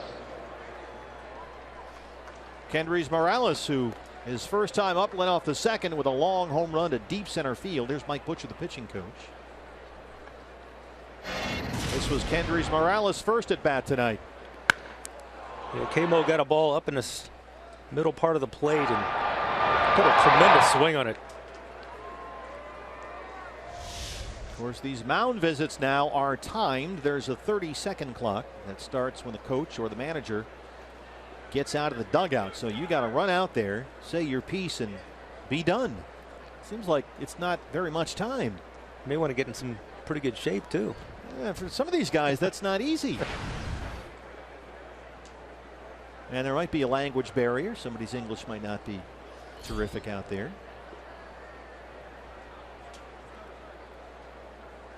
Morales' home run is third this spring. Now with 8 RBIs. Steve, I bet the pitchers are really going to like that rule. I was going to ask you, is that a good thing or a bad thing for the pitcher? It's a good thing for the pitchers. I would think a mound visit would give them sort of a breather or a chance to reset things if they're in trouble. But no, you want the guy in and out. Yeah, sometimes there's so much going on. You'd like to be able to maybe take a little bit of a breather, but you want to get back in action. You don't want to be standing around talking and unless there's maybe a situation where you need to give that guy in the bullpen some time to warm up. But for the most part, you want the ball. You want to stay in your rhythm, stay in your game. Yeah, so those days of the long mound visit to stall for time are over. There's a strike. Diamondbacks have the shift on here with Hosmer at first. As a pitcher, when the replay goes into effect, when they're going to review the plays that are under review, that's one of the things I thought would be really difficult for pitchers. Is if it's going to last 2 to 3 minutes, how's a pitcher going to stay good and hot on that mound? But they've found a nice way of doing it. Jammed him, pop up. Third base side. Ahmed's the only guy over there, and that's the first out.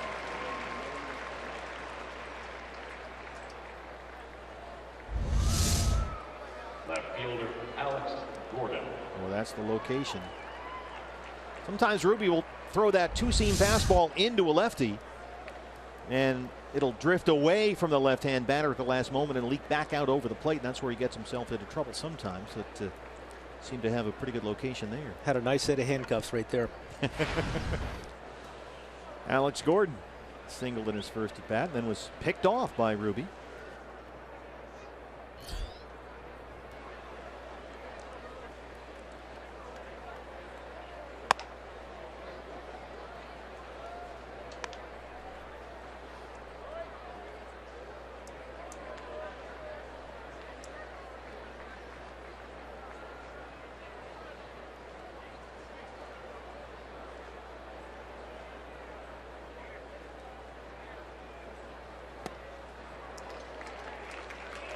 Well, Ruby so often will power through one of these ball games, but we've seen him, Jeff, tonight, and Joe mentioned this earlier, really go to some of the other stuff in the repertoire tonight. Yeah, and it seems like maybe that's a little bit of a game plan for Ruby De La Rosa tonight, is find a way to demonstrate my ability to throw these off pitches, whether I'm ahead in the count or behind in the count. And as a pitcher, it makes you better if you have the ability to do that. A lot of times you open up guys' eyes, the hitter's eyes, when you know you're going to throw that pitch, even behind in the count. Segura, Ahmed, Goldie, they roll it. Gene Segura, who said he's still a little uncomfortable at second base, starts the 4-6-3 right there. Diamondbacks lead 5-2.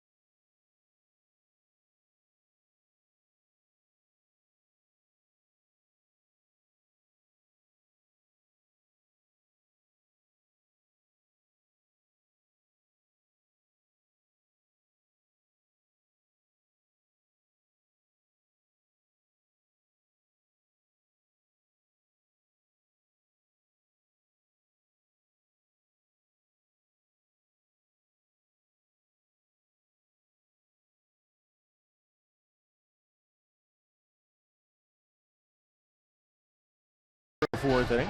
And fans, when the D-backs win, you win at Papa John's the day after every D-backs win. You'll get 50% off your regular menu price online order at Papa John's. Just enter promo code DBACS50 at papajohns.com.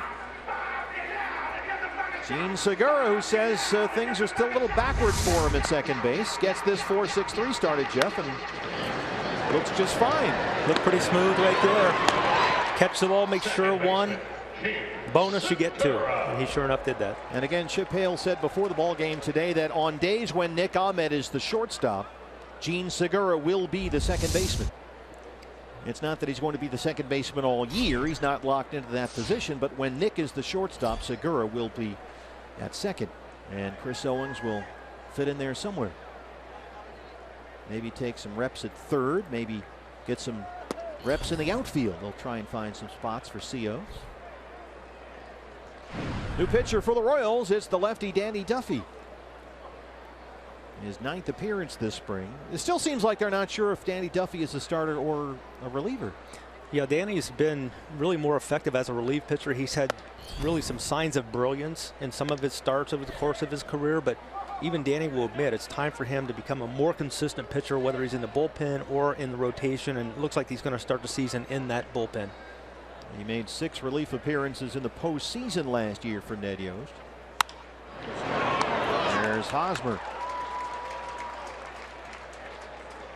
After spending the majority of last year in the starting rotation, where his ERA was 4.35, made 24 starts, was moved to the bullpen for the final 2 weeks of the year and recorded 8 1/3 scoreless innings. His ERA in the playoffs last year was 6. No walks, 9 strikeouts. Yeah, he seems like a different pitcher when he's pitching in relief. He's a much more aggressive pitcher, and it seems like he finds a way to keep his pitch count down better.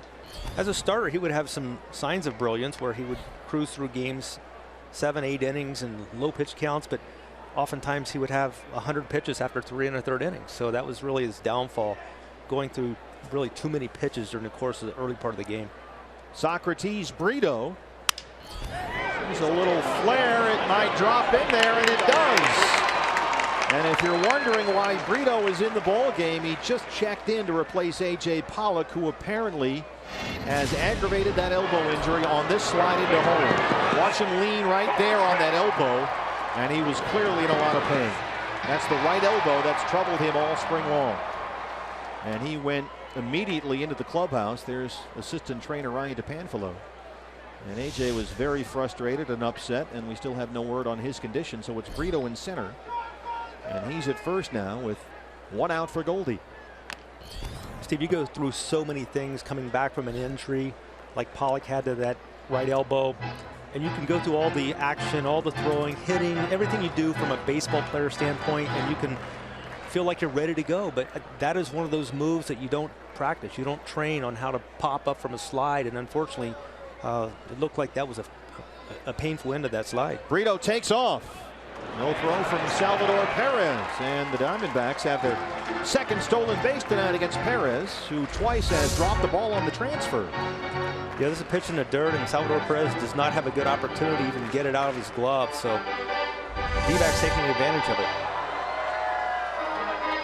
So Brito at second, and a 1-1 count on Goldie, who was 2 for 2, a double and a single. He scored a run.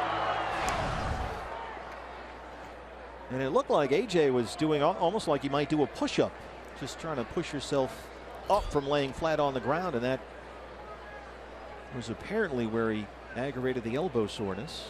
Still no word from the Diamondback clubhouse. But you have to imagine that if AJ can't make it, that Brito would be the guy in center field. But I'm sure Chip Hale will face those questions after this ball game.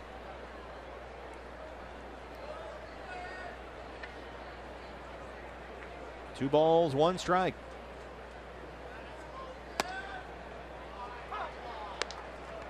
2-2. That one not to Goldie's liking.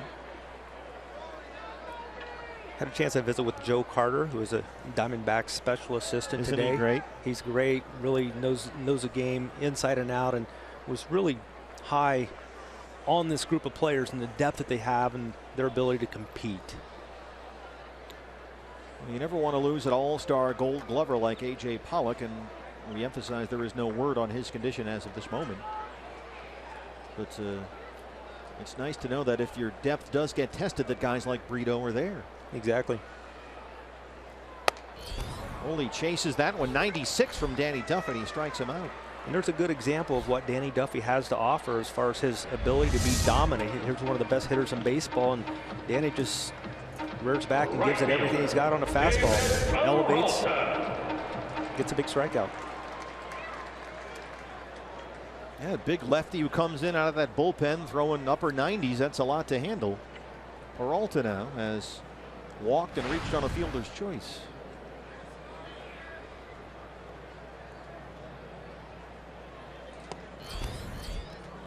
Another at bat for David against a lefty. This is an area in which he has improved immensely.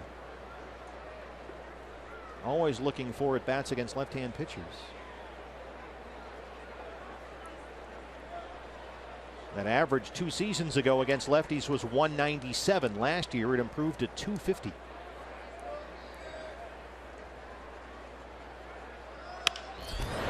On a 1-hop right to Escobar.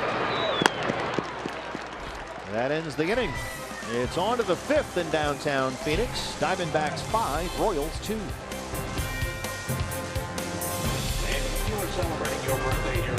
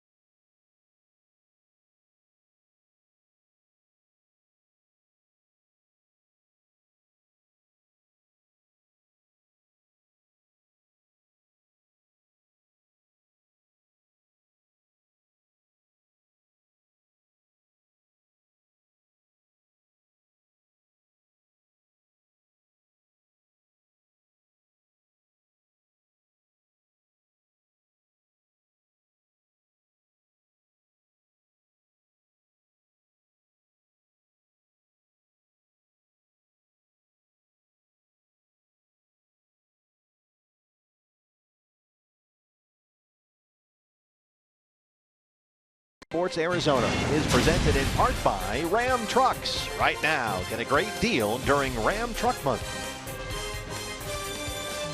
We're at Chase Field. A gorgeous night here in the Valley. Roof and panels open. Diamondbacks about hit the Royals 7-3. They lead it 5-2. Ruby De La Rosa back out there for the Diamondbacks, and Salvador Perez will lead it off for the Royals.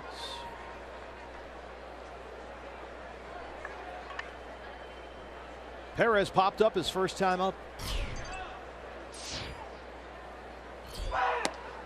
There's a strike, 0-1. Boy, I was looking at some of the numbers, Jeff, for Salvi, and what a year last year. Just clearly the heart and soul of this team. 21 home runs, but for a big guy, 6'3", 240, he is an absolute workhorse behind the plate. Last season, he started 137 games. Started at catcher. Started 143 the year before that. And that shows the importance that he provides to this team. Not just what he does with the bat, but also what he does behind the plate, working with those pitchers, and does a really nice job. I know Ned Jost would love to give him maybe more time off, but he understands the value that he brings, you know, to the equation every time that he puts him in that lineup. And then you look at all those games that he started, and that doesn't even factor in 2 long postseason runs the last 2 years. So this guy has really seen some time back there, and he leads it off with a single.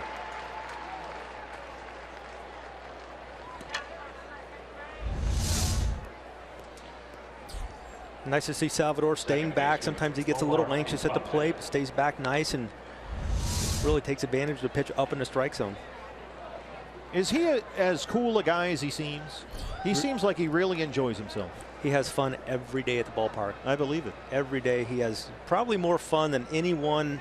I know anyone in a blue uniform, but maybe anyone in Major League Baseball. He just enjoys himself to the max. It's just so great for baseball to have guys like that out there that play with joy and passion. Omar Infante walked in his first plate appearance. I mean, even in the biggest postseason games, all the pressure games, everything the Royals have been through the last 2 Octobers, you see Perez down there, and he's just joking around with everybody, laughing. It's like a Sunday at the beach for him. And he's the guy that loves to get that Gatorade bucket and dump it on someone after the game. 96 in there for a strike, 1-1 on Infante. There were a couple of games last year, Joel Goldberg wanted to have him on as a post-game guest because he had such a nice game, but he said, no, no, no, I want to have the Gatorade. So he would hide, and he'd come on, maybe be a second guest, but he wanted to make sure that he's going to be dumping some Gatorade on somebody.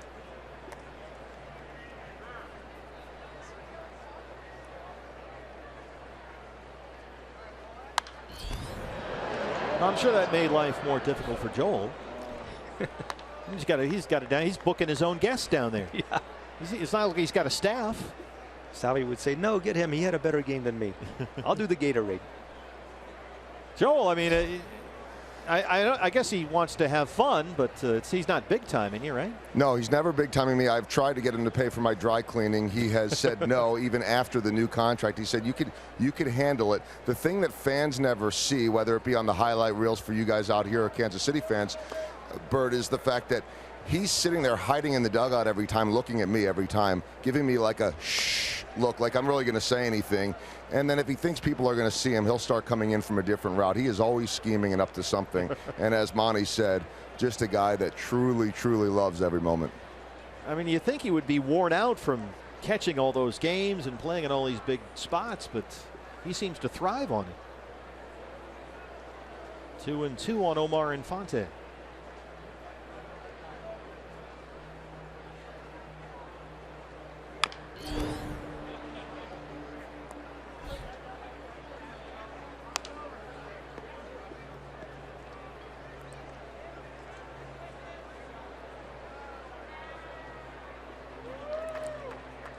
Talking about the injury bug and the elbow thing.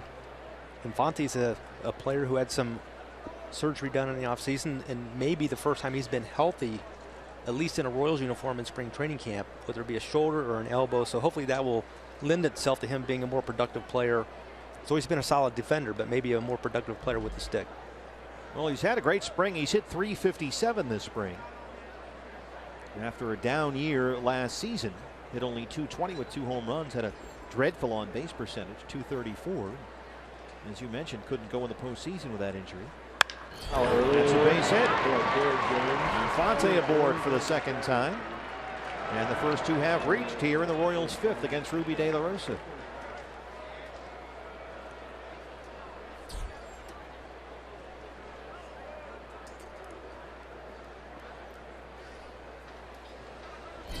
Well, things have been a little rocky for Ruby. His last couple of outings this spring, we talked about that earlier.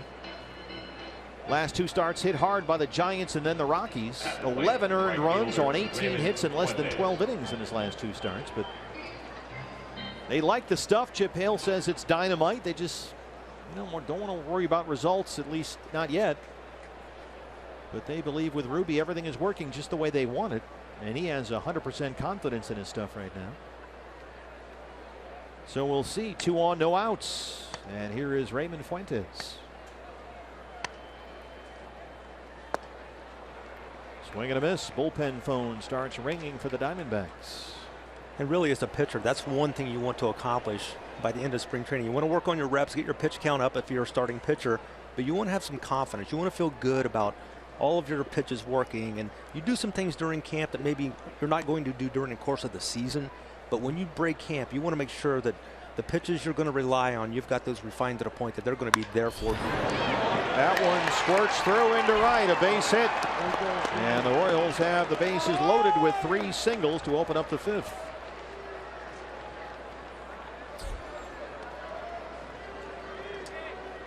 So Ruby's in a bases loaded, no out mess. Shortstop, Alcides Escobar. And Alcides Escobar, the leadoff man, steps in. Here comes Mike Butcher. Bullpen will get busy. Caleb Fleck, the right-hander, the hard-throwing right-hander. It's Scott Rice, the big lefty. And there's the clock on this now.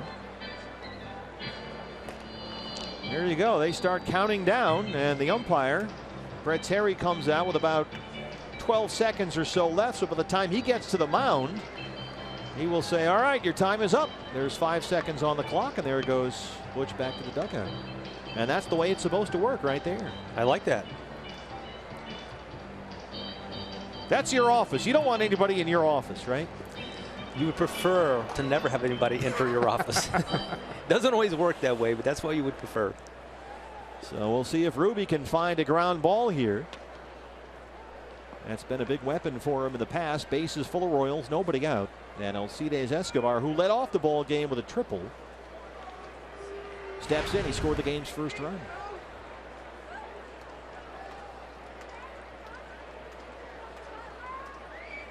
Slow roller. Segura bobbles it. Ahmed turns it. The run scores as Perez comes across to make it 5-3. A juggling act by Gene Segura, but Nick Ahmed with that quick release gets 2. Third baseman, Yeah, really does a nice job in staying with it. Not real clean, but just enough athleticism to get that ball.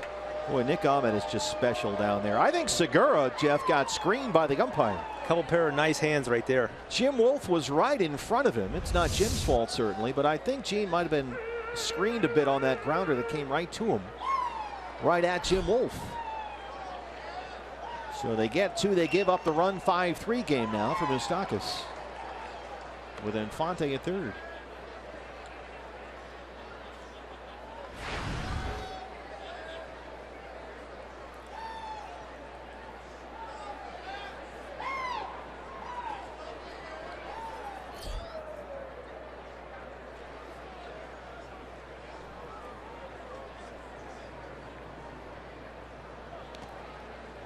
Nice block back there by Wellington Castillo, keeping Infante down there. Huge double play for Ruby De La Rosa. Now he's got a situation. Gets one more out. He's out of the inning. He's got the 5 innings under his belt.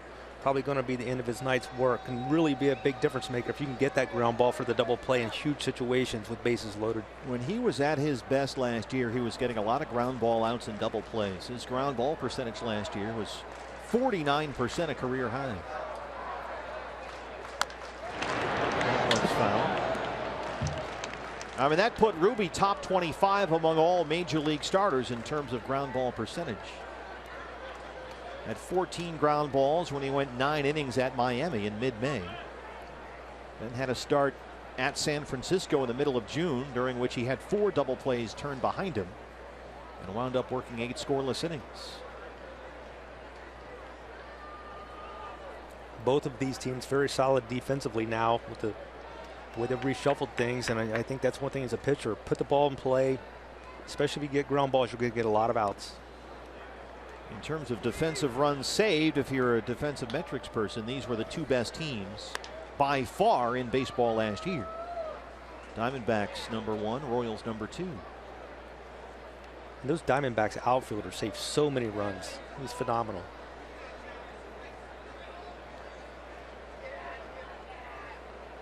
A Gold Glove for A.J. Pollock in center, but now A.J. has had to leave the game with an apparent injury. Still no word on his condition. 2-2 on Mike Moustakas.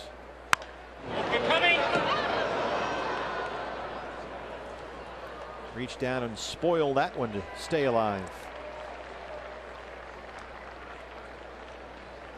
I'm really happy to see more of the defensive metrics being utilized in baseball because it's such an important, part of your game, and one of the areas that don't really get a lot of weight when you're factoring how good a team is. And I know the Royals were back-to-back World Series, and so much of it as a result of their defense. And again, the predictions don't show that the Royals or the Diamondbacks are maybe going to have tremendous seasons, but again, they don't weigh the defense the way that it should.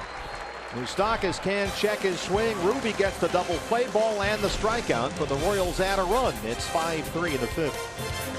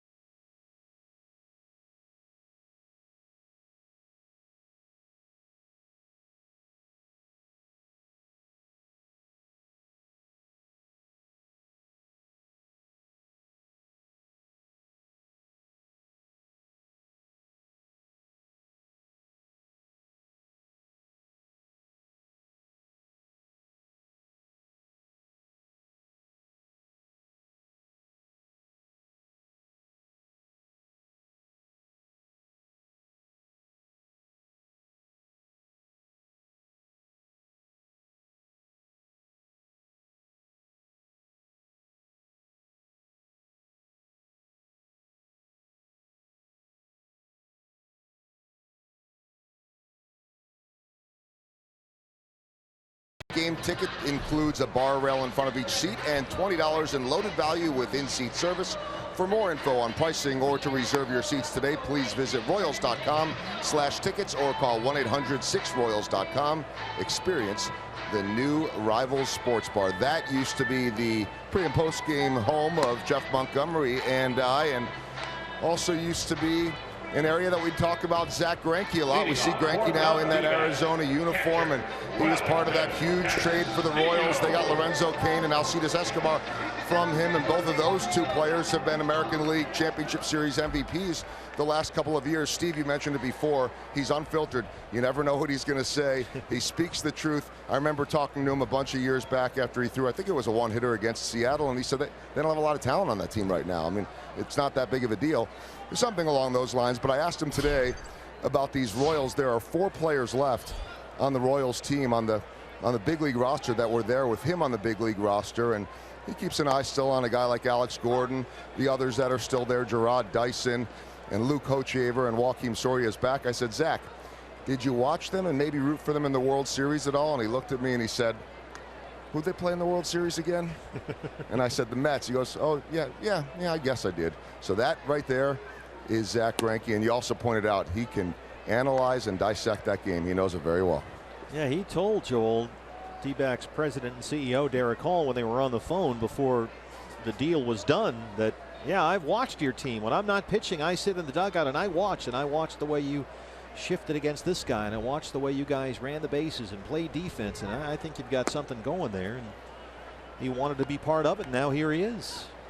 New pitcher for the Royals. I had to triple check this, and is this the same guy? But it is. It's Chien-Ming Wang, who 10 years ago was a 19-game winner for the Yankees, and now here he is, signed with the Royals in January at the age of 36. In fact, had a birthday yesterday. And he's been one of those stories for the Royals, a little bit like Raymond Fuentes, a guy that didn't really know a lot coming in. He's had his issues with regards to the disabled list over the course of his career, but has pitched very effectively for Ned Yost. Has not pitched in the major league since 2013 when he made 6 appearances with the Blue Jays. Put up 2 very good seasons with the Yankees, 06-07, won 19 games both those years. And has not been the same guy since. 2-2 on Wellington Castillo. Very high left center. Cain's over there with Gordon. It'll be Alex Gordon going away.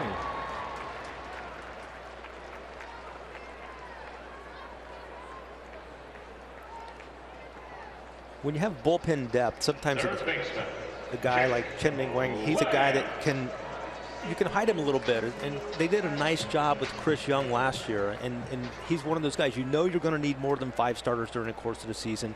But you don't overexpose a guy. You don't overuse a guy. You keep them strong. You keep them fresh. And that very well could be the case here. The Royals are his 7th organization since the start of the 2013 season. Jake Lamb walked and scored his last time up. He's 0 for 1. He hammers that one toward the right field corner. Jake Lamb tried for the hustle double, and he's in there. What a spring for Jake Lamb. That's his 5th double. Came into the ball game just under 400 this spring. There's that new swing. It's in the hitting zone a whole lot longer. It's really worked out well. Yeah, you got to like it right up the get-go. He's thinking 2 bases. It's in relatively easy.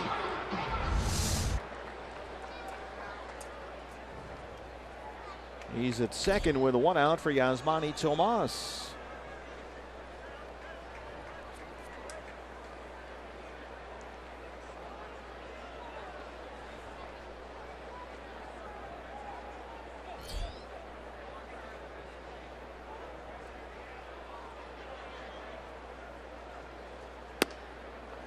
There's the strike, 0-1.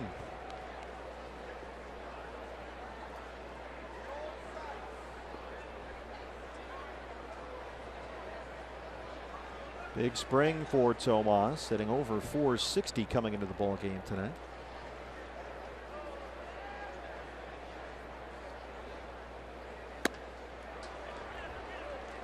Oh, 0-2. Steve, last season at this time the Royals had Ryan Madsen in camp, who had been out of baseball for a number of years and wanted to get back in the game, and ended up being a really critical piece for the Royals bullpen. And after last season was able to sign a 3-year contract with the Oakland A's. So you just never know. Yep. It's one of those things with Wong where, you know, why not bring him in? You've got nothing to lose. He strikes out Tomas. Sometimes that's how you build depth. You got to find guys off the scrap heap and looking for 2nd, 3rd, 4th chances. You never know when you're going to strike gold. Well, you mentioned his win tallies back in his consecutive years with the Yankees, and that's just very hard to come by, guys that have that type of track record. Now, I know injuries and the disabled list are certainly a big concern. Can you keep him healthy? That's the rookie at 36 years old. Ricky Weeks Jr. struck out in the 2nd and had an RBI double in the 3rd. And Ricky has had a very impressive spring trying to win a job here.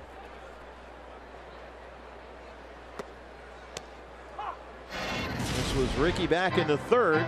Pulls it. That bat speed is still there. He can still turn on a fastball in like he did back in the Brewer days. Yeah, still got tremendous bat speed.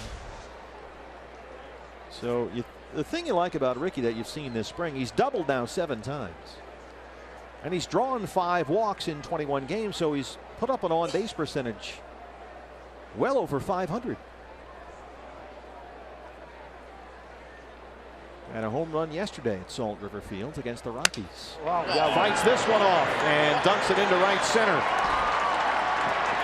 Jake Lamb will score another RBI hit for Ricky Weeks tonight. And it's a 6-3 ball game. Wong looks like he gets this pitch in a little bit on the hands of Weeks, but just strong enough to be able to muscle it right out into center field. It's going to be very hard for the Diamondbacks not to have Ricky Weeks on the opening day roster. He came in here right as camp was getting started. You looked up one day and all of a sudden Ricky Weeks was here. Oh, okay, sure. Why not? But boy, he has taken advantage of this opportunity. The Diamondbacks were the only ones he said that called. So here he is, Nick Ahmed. And as you said with Wong, hey, you never know. And with Weeks, Ned Yost, former manager in the Milwaukee Brewers organization, sure, yeah. Manager Brewers, talks a lot about guys like Ricky Weeks and Prince Fielder, those young guys coming up at the same time and seeing them develop and turning into very solid major league players. Nick has singled and grounded out. He's 1 for 2. Yeah, Ricky Weeks, parts of 12 seasons in the big leagues, 11 with the Brewers. Played part of last year with Seattle and was let go in the middle of June. Said when the Diamondbacks called him up, he was ecstatic. He said, yeah, that's a team that's up and coming, ready to make that jump. I'll be there.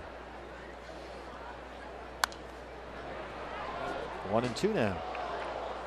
I mean, it didn't work for Ricky in Seattle last year. He only played 37 games with the Mariners and hit a .167. Really wasn't getting regular at bats. A couple of home runs in April. Hit about 130 through May and into June, and then was released, and that was the end of his season.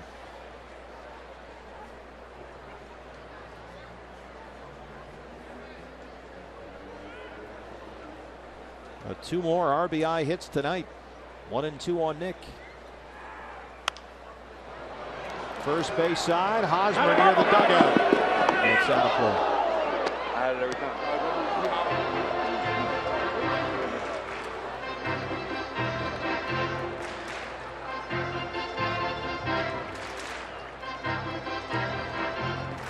Nice work.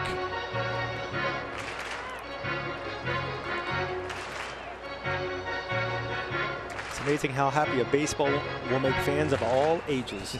A little souvenir.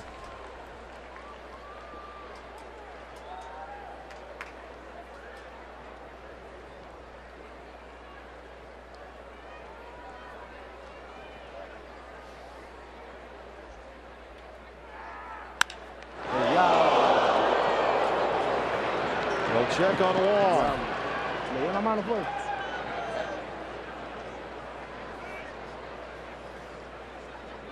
Here come the trainers. He seems to be just fine.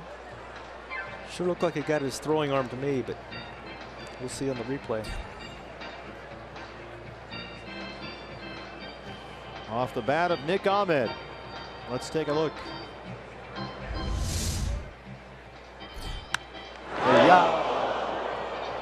Somewhere on the right arm. I think you're right. Maybe the shoulder. Yeah. Going to give him a couple of warm-up tosses.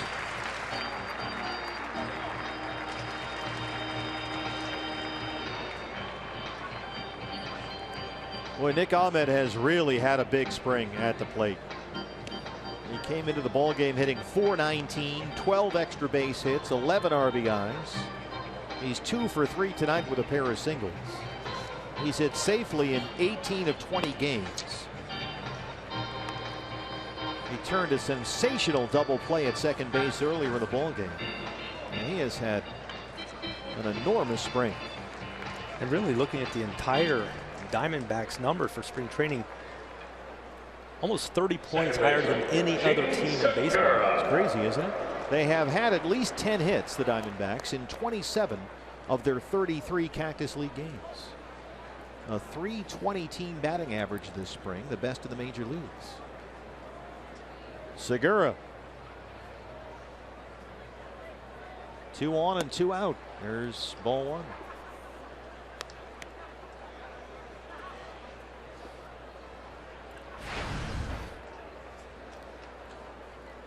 Segura, speaking of hot, came into tonight 30 for 58 this spring, a .517 batting average, but hitless so far.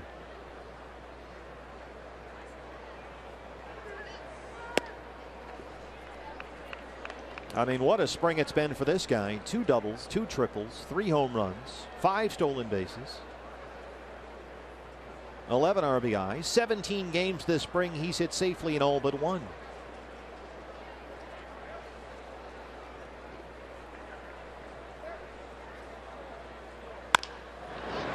Bouncer. Escobar behind the bag. The flip to Infante. They get the force on Ahmed, and that ends the inning. But the Diamondbacks get 1 more. They'll go to the 6th. They lead it 6-3.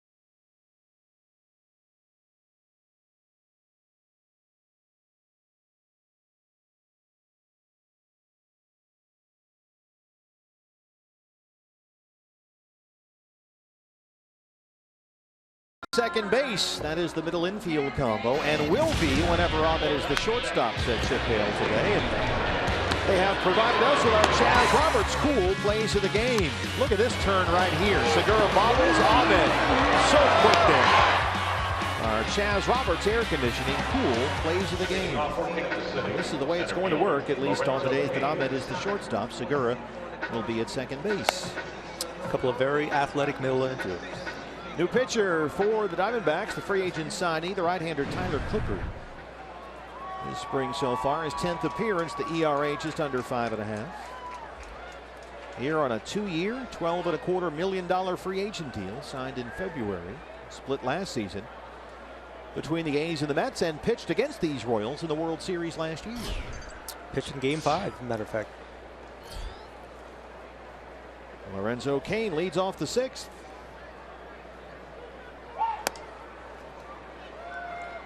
We talked earlier about the matchup with Matt Harvey, who started Game 5 on opening night Sunday against Edinson Volquez.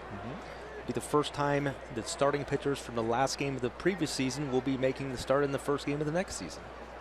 It's funny how that worked out, isn't it? That's going to stay fair. Lamb will charge it. Got to hurry. Hey! Boy, Jake Lamb has made 2 terrific plays coming in on balls at third base tonight. He got Escobar in the 3rd, now gets the speedy Cain to lead off the 6th. You could put a circle around that play. That's a very nice play for the speedy Lorenzo Cain to get him. That's why they are very excited about this young man at third base, Jake Lamb. Eric Hosmer now. Hosmer has struck out in walk. He's 0 for 1.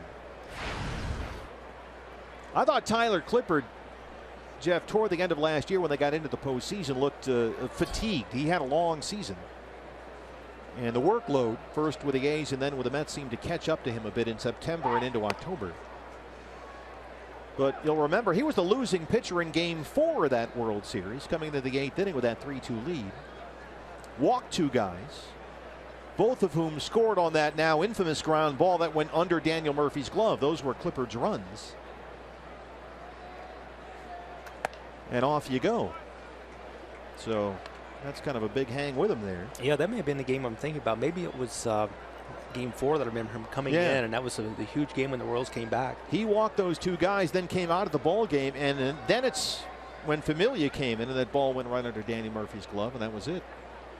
But it's amazing in watching that World Series how the Mets really, you could almost make the argument, could have or maybe even should have won every one of those games. Absolutely. Not that the Royals didn't deserve to win, but it's amazing how in a short series you think, they won in 5. What's the big deal? Well, every game it seemed could have gone either way. And he walks Hosmer. And I've seen a little bit of that, having seen the Diamondbacks this spring, a little bit of that never say never attitude the Royals have had it the last couple of years, and you're starting to see the makeup of this Diamondbacks team. The guys have assembled. They're just going to find a way to keep pecking away. You know, that really comes from the dugout. I think that's something that Chip Hale has done a remarkable job of instilling in this young ball club, because this is a very young team, the youngest team in the majors last year, and a lot of that comes from Chip.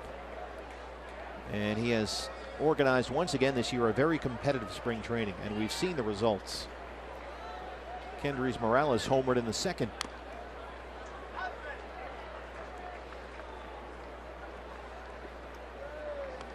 But the way the Diamondbacks take the extra base, hustle all the time, we hear that everywhere we go, from opposing broadcasters, players, coaches, fans. I really like watching your team play. And it's amazing the difference that it makes. It's really been the big part of one of the things that the Royals have found in their turnaround over the last 3 or 4 seasons, is their ability to do those little things, because they add up. You win 1 or 2 extra games during the course of the season, it makes a huge difference. He hits that a mile up in the air. Peralta near the line. It stays playable. Hosmer bluffs and holds. And David gets it back in there quickly, 2 outs.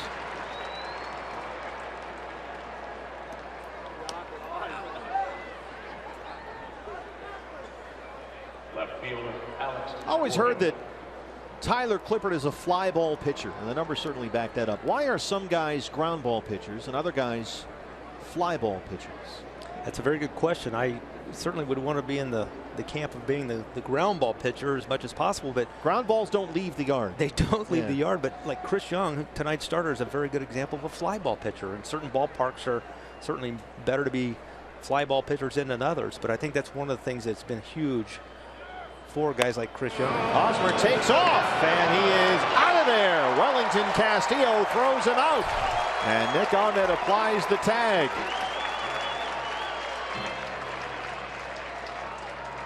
We'll see if the Royals want to challenge here. Hold the phone. Ned Yost waiting for word. Here's a look. Boy, the hand got in there just as the glove was coming down on the elbow. And there is no challenge from the Royals dugout. So that's a caught stealing to win the top of the 6th. Diamondbacks lead at 6-3.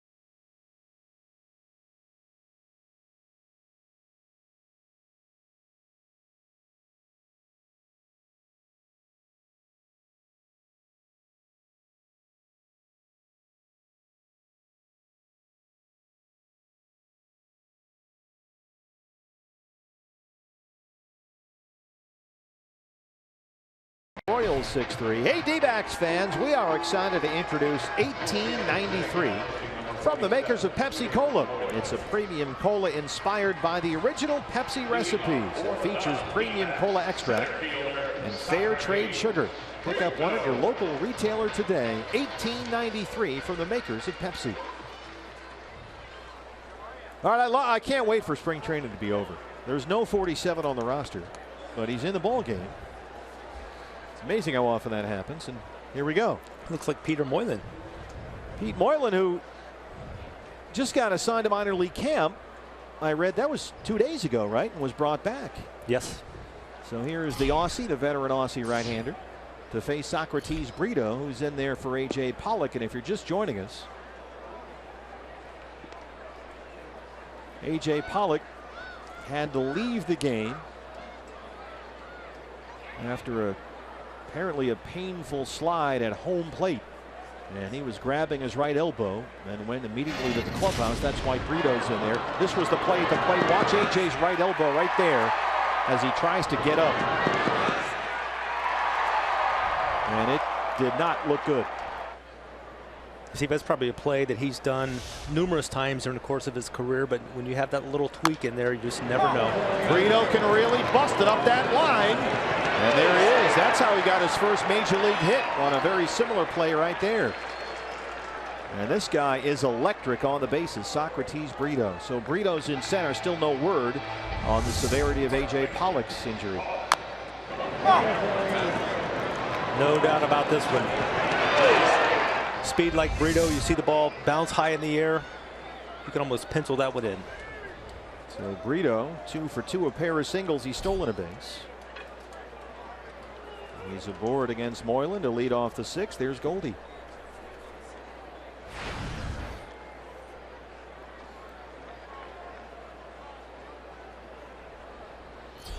Goldie has doubled, singled, and struck out. 2 for 3. He's also stolen a base and scored a run. Was watching Paul Goldschmidt take some ground ball, some early work with Mark Graves over at first base today. Just what a professional he is, the way he goes about his business. He has made himself into one of the best players in baseball. The work ethic is off the charts. And people don't realize, if you don't see a lot of Diamondback games nationally, you know who Paul Goldschmidt is. You see the numbers and the stats and all of that, but he is the Diamondbacks' best base runner. We think he's the best offensive first baseman in baseball. And he works on every fine detail he can possibly find. And the work ethic is relentless. Dave McKay was talking about that the other day. He said Goldie is always interested in learning how to be the perfect player. And Dave, who was with Tony La Russa in St. Louis, said Albert Pujols was the same way. They wanted to know everything about everything. And the Diamondbacks are reaping the benefits. Moustakas at third. They get Brito, and they can't turn two. That was a nice stop and turn there by Mike Moustakas to get the lead runner. Yeah, Mike Moustakas got a cannon for an arm, but he's also very quick down to third base. Finds a nice way to stab. This was absolutely a rocket to the opposite side, but found a way to get at least one. Pitcher loves that. And remember the new second base rule, if you want to call this the Chase Utley rule. You have to slide directly into the bag and cannot meander around to get the runner. Now, that was not a case where that would come into play, but that's something that we'll be keeping an eye on, of course, all year long. David Peralta now.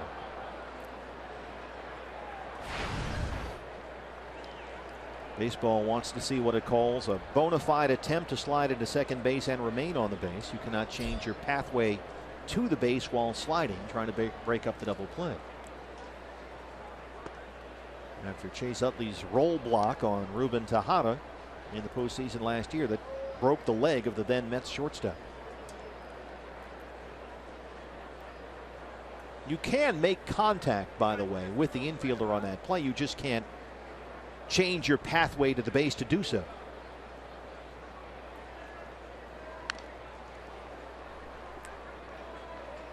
For maybe some of the older baseball fans, particularly maybe Royals fans, probably Hal McRae comes to mind. That's one of the famous ones too, yeah. Talk about a roll block or a tackle.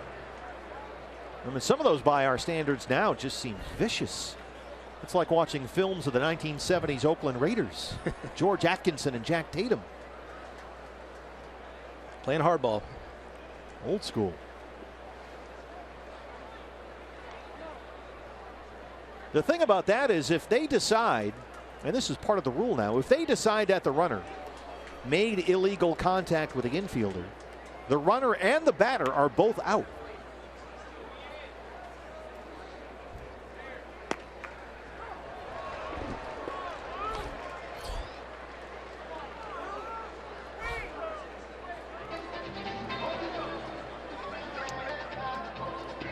They're telling us now, as Peralta strikes out, that A.J. Pollock has indeed injured that right elbow. They don't have any word on the severity yet. They are running more tests. But it is indeed an aggravation of that elbow injury for A.J. Pollock, and that is terrible news for Chip Hale and the Diamondbacks. Don't know how bad it is yet, but it is the right elbow. And that's all the news they have for us right now. Wellington Castillo.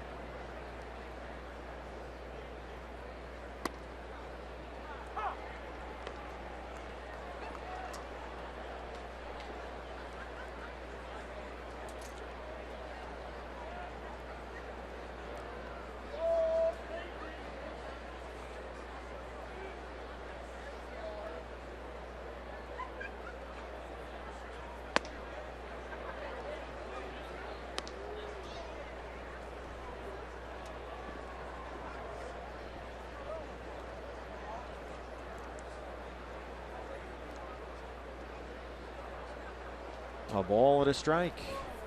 Diamondbacks have out hit the Royals 11-6. They lead at 6-3.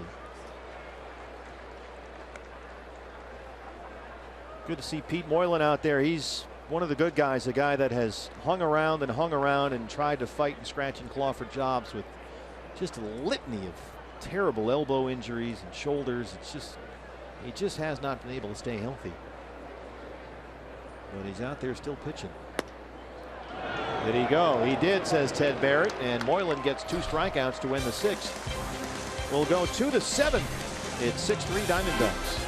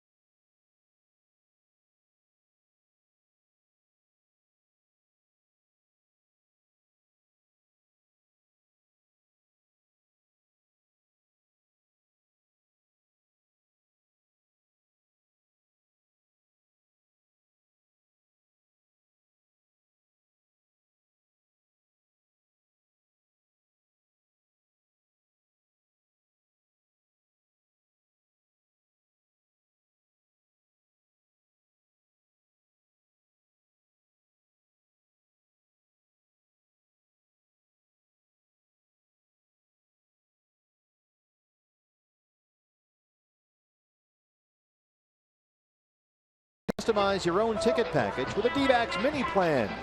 You can choose from opening day, a big series like against the Cubs or the Yankees, choose bobblehead games, or any combination you want, and you'll save over single game prices with a 6 or 10 game mini plan. You can buy them right now at dbacks.com. Changes for the Diamondbacks will start on the mound. The big right-hander Enrique Burgos is out there. Burgos has discovered a split finger fastball that has been electric, to say the least. And he is bidding for a bullpen job here. A 3.24 ERA this spring. He's worked just under 9 innings, walked 4 with 12 strikeouts. Goldie has come out of the ball game. Phil Gosselin will play first base now. And with the injury to A.J. Pollock, he left tonight's game with a right elbow injury, currently undergoing further testing. And the Diamondbacks hope to have an update following our ball game tonight. This is what we were told we might see this spring. Chris Owings is now in center field. And Socrates Brito has moved over to right. He replaces David Peralta. So Brito goes from center to right, and Owings is in center field. Alex Gordon leads it off against big Enrique Burgos. Look for that split finger fastball.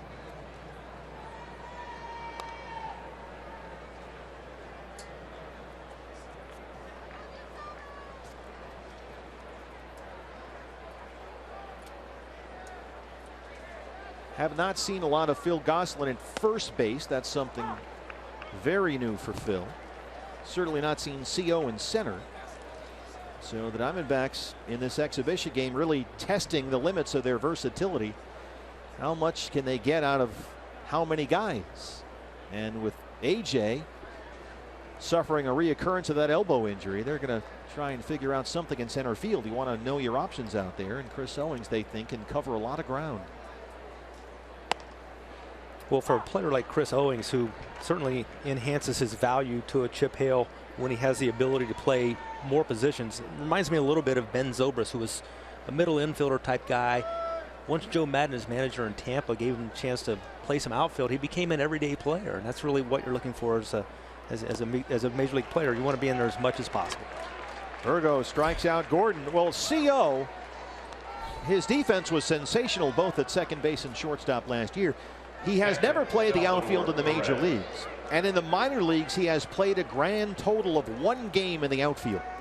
That was 2011. He started 1 game in left field at Visalia and had 1 putout. So 9 innings in his professional life in the outfield, and there he is in center. Hey, no place like the show to learn. Exactly, right? Salvador Perez singled and scored his last time up. With Burgos, when he cranks up that big fastball, can then go to that new split, which comes in at about 84 or so, and it just drops right off the table. So when you're elevating that fastball mid-90s and then getting that split to drop low 80s, that's a tough combination for hitters.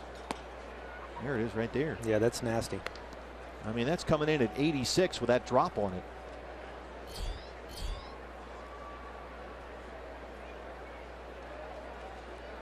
Nice separation there between the splitter and the fastball. He always had that big wipeout slider and went to it. He thought too much. He became too predictable last year. Came back and was slider, slider, slider. So this spring he's gone to that splitter, and his confidence in that pitch has skyrocketed this spring.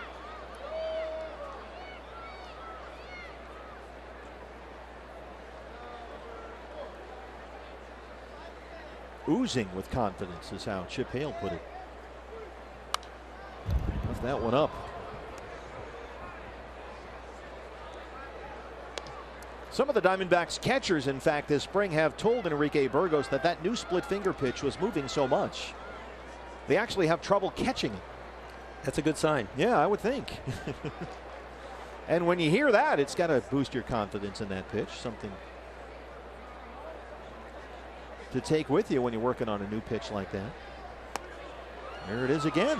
And the thing that does when you establish that third pitch, it gives you that one additional weapon, but it's just something that allows you to put hitters away. Here we're going to see Salvador Perez. Very nice pitch in the strike zone, but it had such late life, such downward movement, very difficult to do anything with.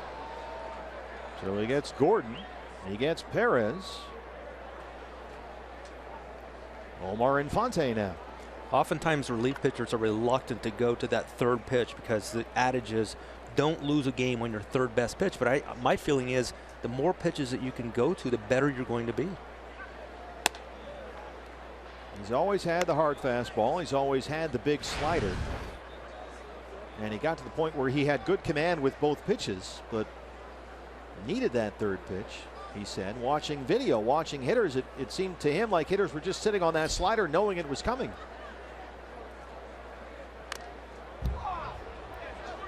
The Royals have a very effective mid-inning reliever, Kelvin Herrera, who did exactly the same thing. Well, he's throwing 102 miles an hour. Great fastball, great changeup, but he got hit hard a lot of times on a 100-mile-an-hour fastball.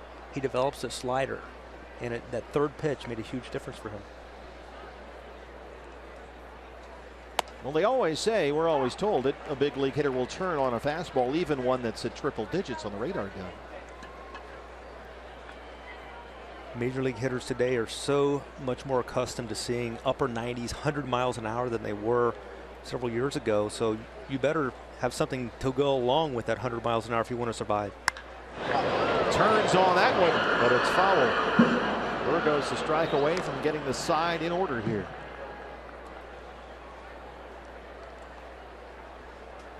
The coaches have really pushed Enrique Burgos to use that split finger fastball and throw it with conviction.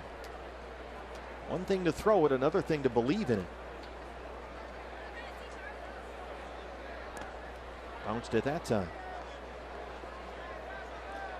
Certainly spring training a tremendous opportunity to do that, but success will breed confidence, and I think that's the most important thing. If you're going to carry that pitch into the season, you have to have confidence in a huge situation, maybe nowhere to put anybody, bases loaded. You have to be able to execute that pitch. 2-2. Fastball up, skied to second base for Segura. Well, a good inning there for Enrique Burgos. He struck out Gordon, he struck out Perez, gets Infante to pop up. It's 6-3 Diamondbacks.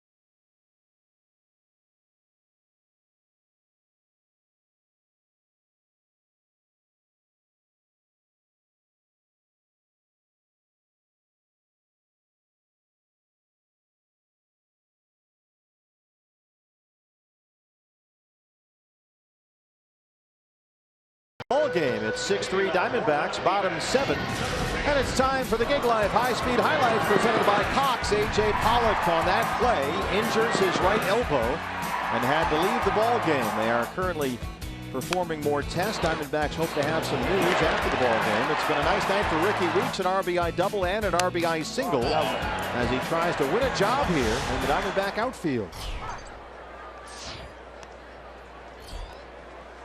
Jake Lamb will lead off the 7th against Pete Moylan.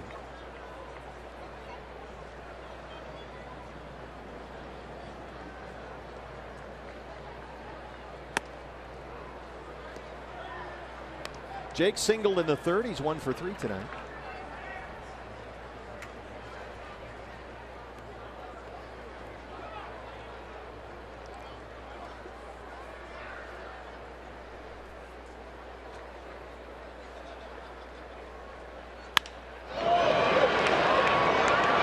Alex Gordon.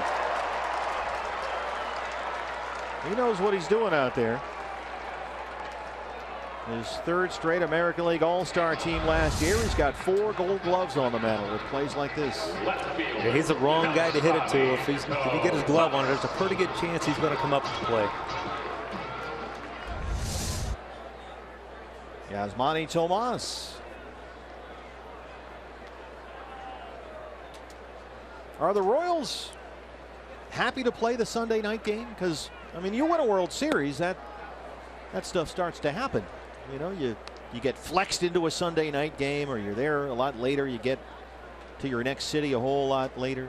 All that stuff that comes with it. Well, it's going to get him home a day earlier to start the season.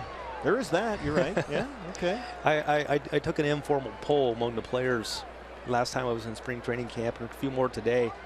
Happiest day of camp, the first day or the last day? Unanimous. The last day. Well, Moylan gets another strikeout. As Tomas strikes out for the 2nd time tonight. 2 down now. And Chris Herman will come up and hit for Ricky Weeks Jr. Chris Herman, who is going to be the backup catcher this year. Yesterday, Tuffy Gozowicz was optioned at AAA Reno. So Herman will back up Wellington Castillo. He'll hit for Weeks here in the 7th with 2 outs. Chris batting .229 this spring. He's got a home run. Former Minnesota Twin.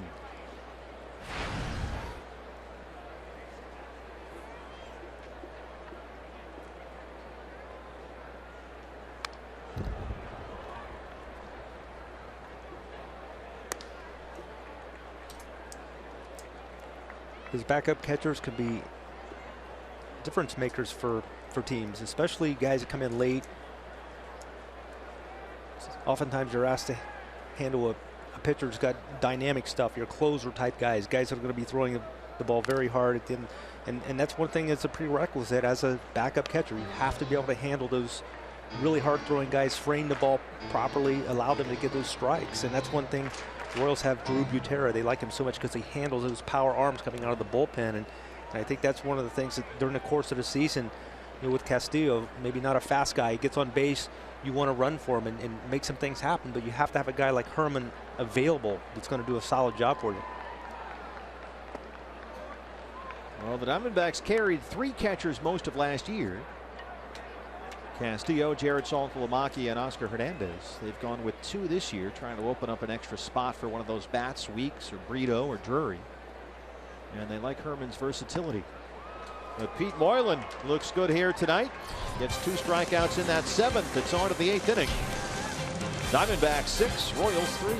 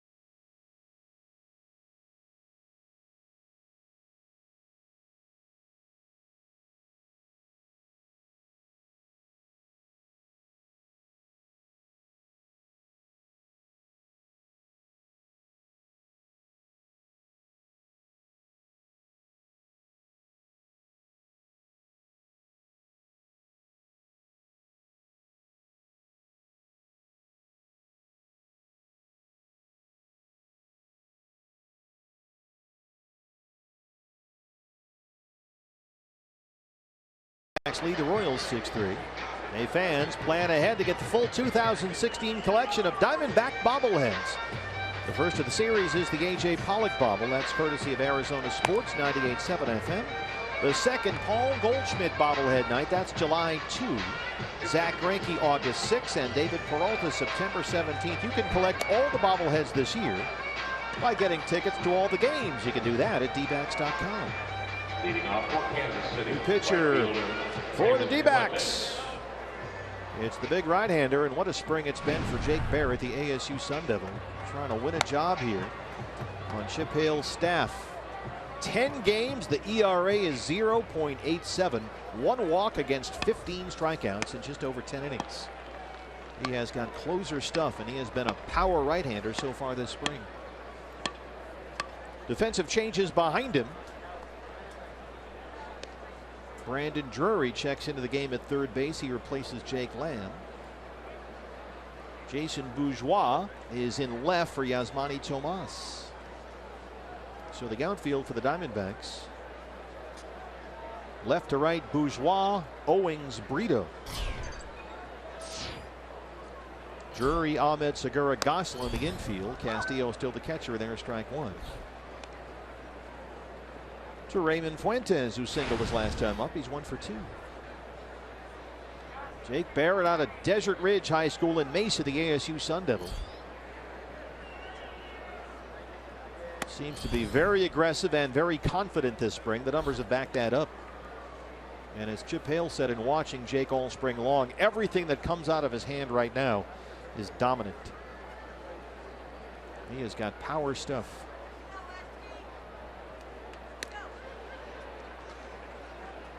That was good location right there. Dropped it down out of the zone for the strike, and it's 1-2. When you have that power arm, your ability to get on top of the baseball, whether it be with your fastball, but if you notice Barrett, everything is going down. It's finishing down, lower part of the strike zone, below the knees. That's very difficult to do anything with. There it is right there. Gets the ground ball for Segura. Getting some reps at second. And a ground ball out for Jake to start off the 8th inning.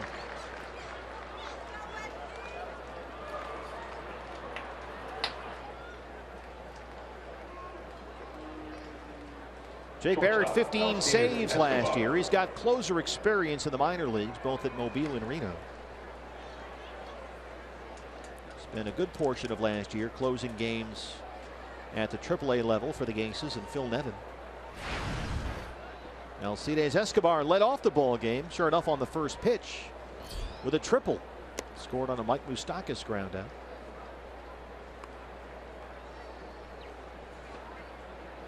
I don't understand why anyone ever throws this guy a first pitch fastball. I agree. That should never happen. Noah Syndergaard didn't in the World Series. By the way, there's still been talk about some retaliation. I've not heard any. We're going to take the 5th. Weak contact again. Sounded like he broke his bat. Segura has it. 2 down. I have read that some of the Royals are still a little peeved about Syndergaard going after Escobar. And there would be some payback. Somebody asked Edinson Volquez about that. Well, you're going to pitch opening day. Are you going to plunk somebody? And he's just said, I'm too old for that. Unfortunately, the Royals got into that early on last season, and not that it was bad for them, but I thought it left a little bit of a stain on the Royals, and I think they're going to try to stay away from that. Now, the Royals do go to New York, and there's a possibility that Syndergaard would pitch a game there. So at that stage, maybe you see what happens when the pitcher climbs in the batter's box. That's the thing, because you're going to have the DH at Kaufman. Just hit him in the hair, he'll be fine. And he did what a really good pitcher, like the old school pitchers would do. He takes the inside part of the plate and says it, but the unfortunate part was it's very close to Alcides Escobar's head. Yeah, that's a no-no.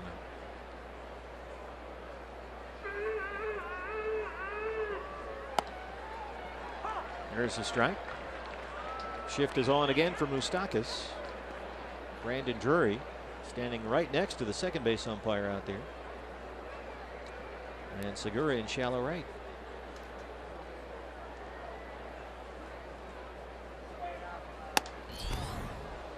Well, if he can work inside to lefties like we've seen him do tonight, he's going to have a lot of success.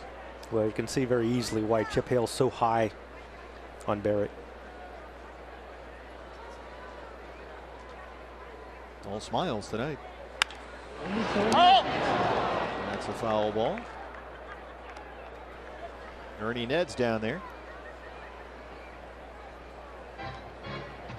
What do you like about Barrett, other than, I get you've only seen 2 batters, but other than the fact he keeps the ball down? He's fearless. He attacks the strike zone. He gets ahead. That's what I like. When a pitcher has great stuff, use that great stuff. Announce your presence with authority, right? 2-2 pitch. Again, that location down and into the lefty. That's a tough pitch for a right-hander to get it on the inside part of the plate with that much velocity, because oftentimes you're falling off the mound a little bit, but he stays right under that lead shoulder, allows him to keep that ball in that inside part to the left-hander. They've been trying to get Ruby De La Rosa to pitch like this against left-hand batters. Castillo sets up away this time. Can't hit the spot. It's full 3-2. Lorenzo Cain on deck. He would be next.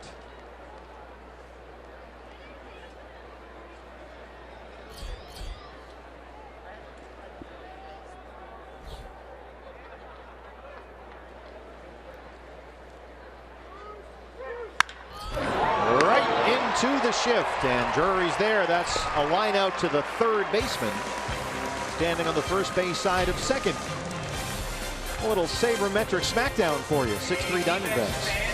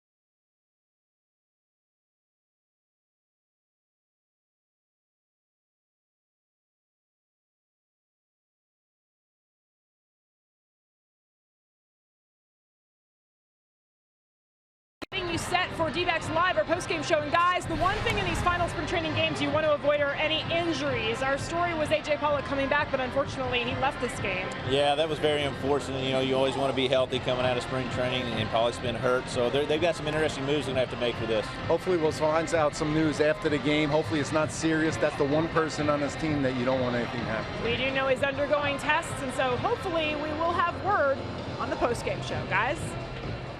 Thanks very much, guys. That's coming up following our ball game here on Fox Sports Arizona Plus. Certainly the last thing Chip Hale or any Diamondback fan wanted to see was A.J. Pollock leaving the field holding his right elbow. New pitcher for the Royals, it's Malcolm Culver. You see his numbers at AA Northwest Arkansas.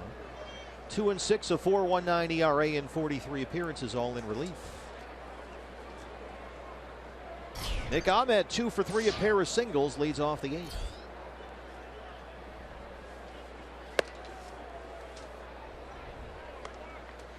From players like Malcolm Culver being called over from the minor league side to be with the big league club during the weekend here, it's just a really nice opportunity to show your stuff. I know spring training camp, especially when you're in minor leagues, oftentimes you get to be a kind of a longer period of time. You're looking for opportunities to shine, and here's one for a young right-handed pitcher. On a big league stage right now in his 7th year in the Royals organization.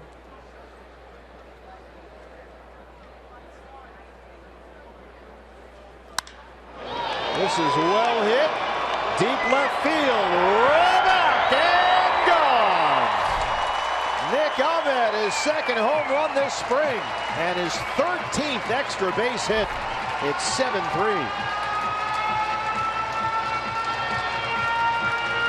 A 3-for-4 night for Nick.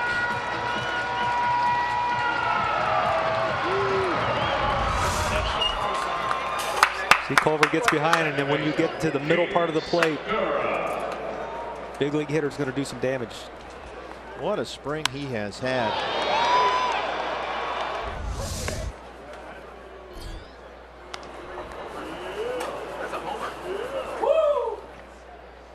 Gene Segura, I can't believe I'm saying this, but he's hitless tonight. Came into the ball game batting .517 this spring.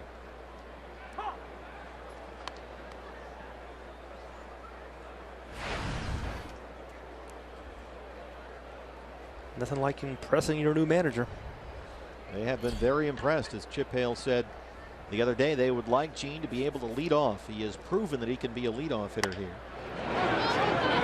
But he is far from, Jeff, your prototypical leadoff hitter, because he's so aggressive. He's not going to be up there working counts and seeing a lot of pitches. He's a very aggressive free swinger up there, and they've told him that's okay. Do what you do. Don't worry about walks and seeing pitches. Get something to hit and drive it. And that, for the most part, is the same philosophy the Royals have, particularly with their leadoff guy in Escobar. Yeah, a guy who always, it seems, swings at the first pitch. But Segura punches out here. Second strikeout tonight. One down in the 8th. Right fielder, Socrates Brito. Socrates Brito now. A pair of singles and a stolen base. Daniel Hudson, the right-hander, warming up in the Diamondback bullpen.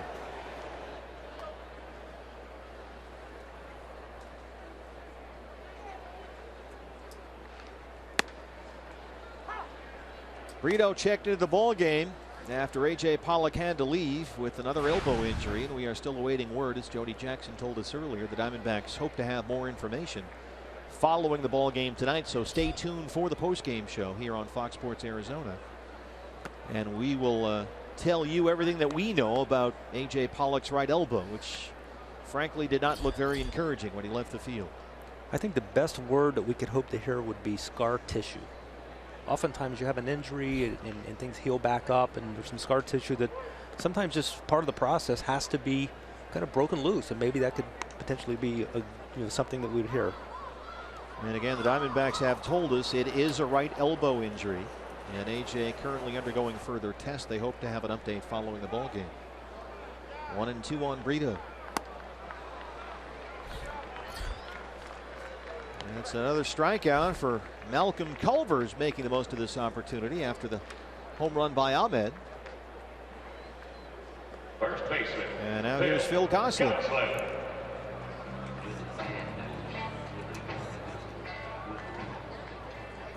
Phil, 24 games this spring. He's hit .364, and he's had a very good camp. He's homered 3 times. He's knocked in 14.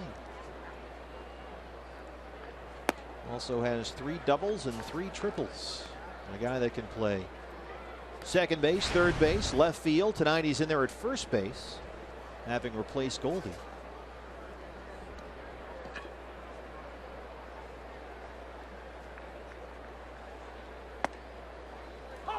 Quickly 0-2.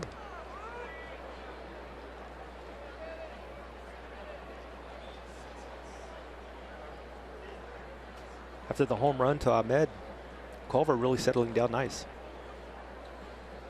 Struck out Segura, struck out Brito. 0-2, now 1-2 on Gosselin.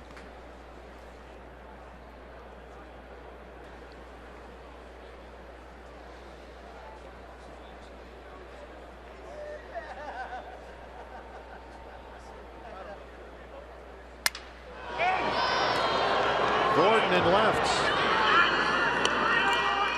Sounded like he broke his bat on that one. But the Diamondbacks add one more. Nick Ahmed, his second home run this spring.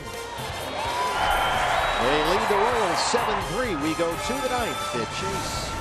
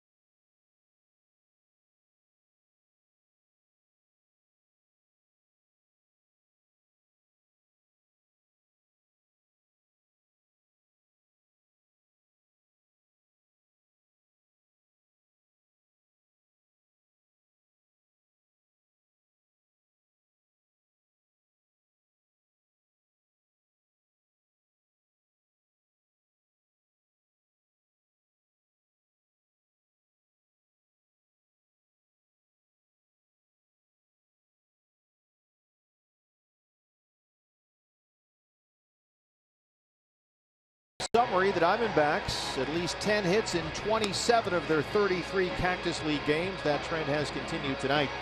They've out-hit the Royals 12-6 and lead at 7-3, but you see the top line there on the bottom.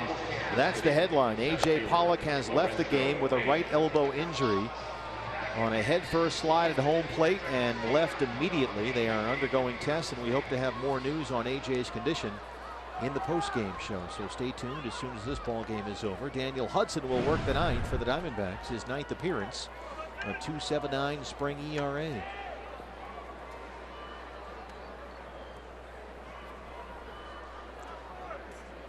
Lorenzo Cain leads it off. He's 0 for 3.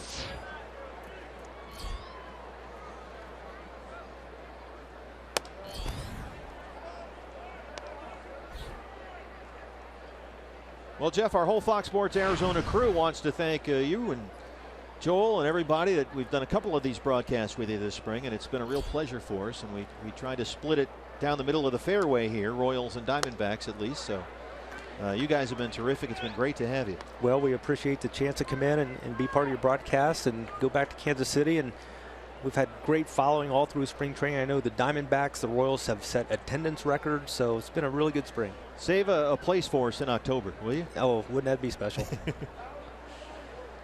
1-1. I'm still amazed when I look at the photographs of the celebration in Kansas City. That was such an impressive show by Royals fans who turned out, just a sea of blue. And boy, that was impressive. Roughly 800,000 strong. It was really amazing. It was.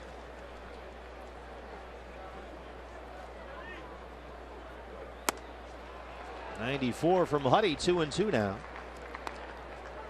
I've seen the Diamondbacks in 4 games now during the course of spring training. I can say this honestly, that they look as good as any team that I've seen on the National League side. I mean, they have, with the addition of Greinke and Miller and what they have done and what Chip Hale and his coaching staff have done to get these guys ready, look like they're going to be a solid club.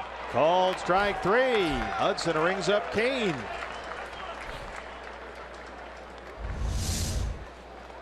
Huddy's going to get out the paintbrush here. That's First baseman Eric Hosmer.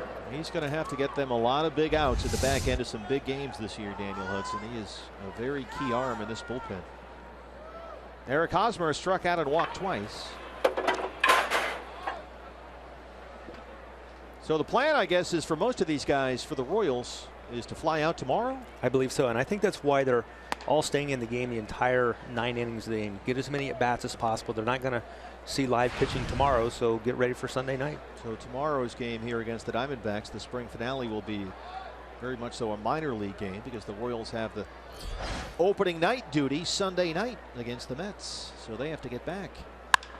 I believe Yordano Ventura, young right-hander, is going to pitch for the Royals. Brandon Drury in foul ground, 2 outs. And the Diamondbacks open up here Monday against the Colorado Rockies. Zach Greinke in his D-backs debut against the Rockies' Jorge De La Rosa. And as Chip Hale begins his 2nd season as Diamondbacks manager. Greinke, De La Rosa, game 1 here.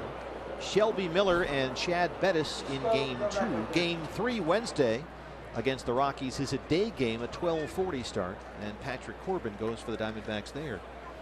Then the Cubs come in here for 4. Kendrys Morales looks at strike 1.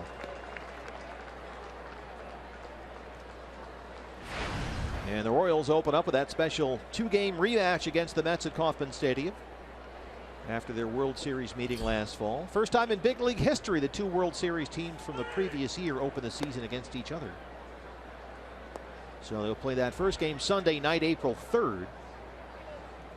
And then they're calling it, I guess, a second home opener Tuesday afternoon. They'll take Monday off. Opening night and then opening day. That works.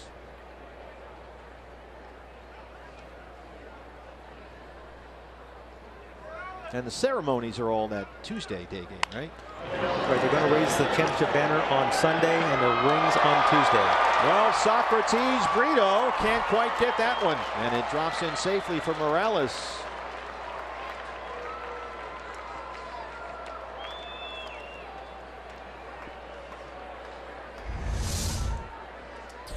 Kind of thought Brito was going to make an outstanding catch, or just a little short. Alex Gordon. Tried to sell it. Trapped it there, so Gordon will get an at bat. He singled back in the second. He's 1 for 3.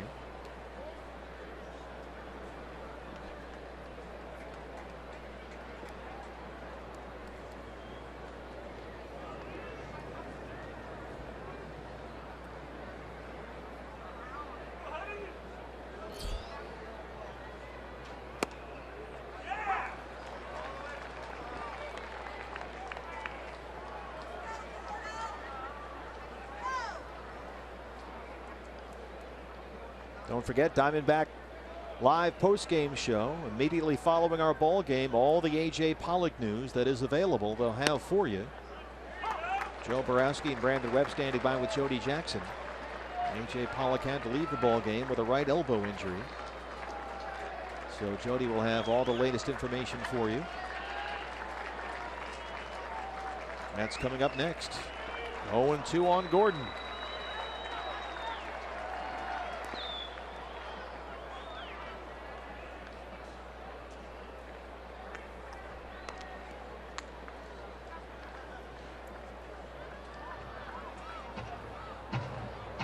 And AJ's elbow, that's been a recurring theme all spring long, and really the only negative for the Diamondbacks all spring. They have won 22 games. One shy of a club record set back in 2002. The pitching has been there. The offense has been tremendous. .320 team batting average, the best in the major leagues.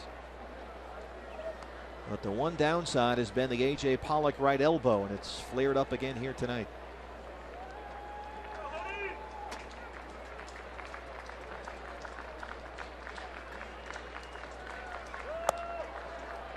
Three and two now on Gordon.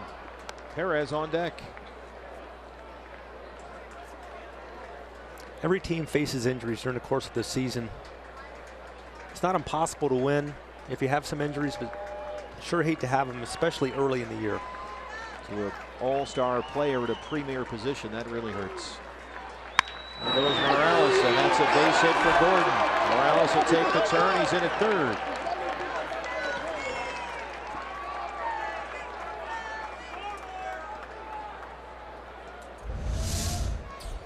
Alex Gordon was down 0-2 in the count. Got it back to full. Got a nice pitch to handle and nicely placed in the right field. Salvi Perez now.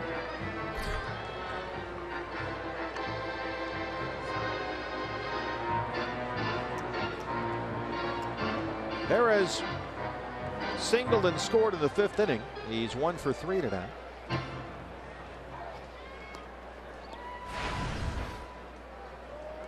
So the Royals, who won 14 and lost 19 in Cactus League play this spring, trying to tack on a couple of runs here at the back end of a 7-3 ball game.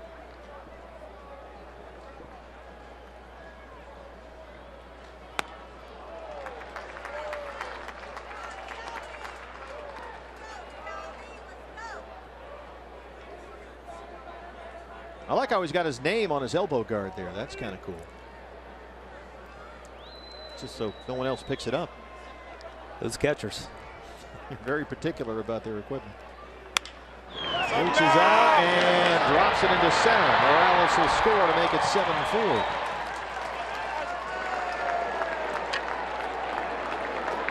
Three straight singles for the Royals against Daniel Hudson, all with 2 outs.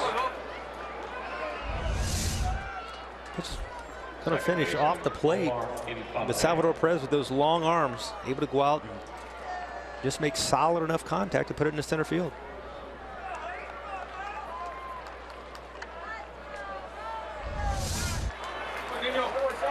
Very frustrating as a pitcher when you make a quality pitch like that and ends up being a base hit. So we get a pinch runner.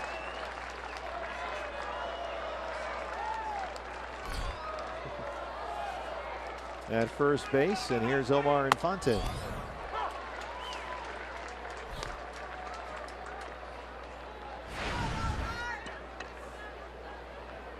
Infante walked in the second, singled in the fourth, or fifth, pardon me, so he's 1 for 2.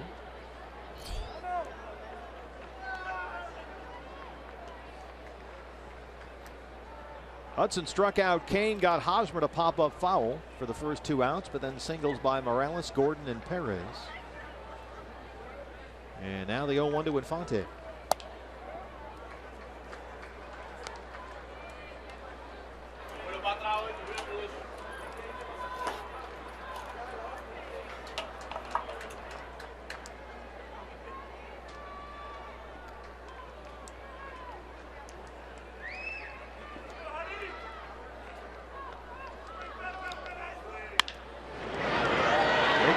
The backhander. And they get the force on Gordon at third, and that ends the ball game. It's a 7-4 D-backs win. In front of 14,639, the Diamondbacks beat the defending World Series champs, their 23rd win this spring. And they take the first in a 2-game exhibition series against the defending champs. They out-hit the Royals 12-9 and win it 7-4. Impressive outing for the Diamondbacks. Found a way to get it done. Continued to swing his hot bats. I think you guys will be okay, despite the loss here tonight. Well, it all starts in about 48 hours. Yeah. We'll get on a plane. Hey, Jeff, we really enjoyed it. Thanks so much for being part of our broadcast this spring. Thank you, Bert.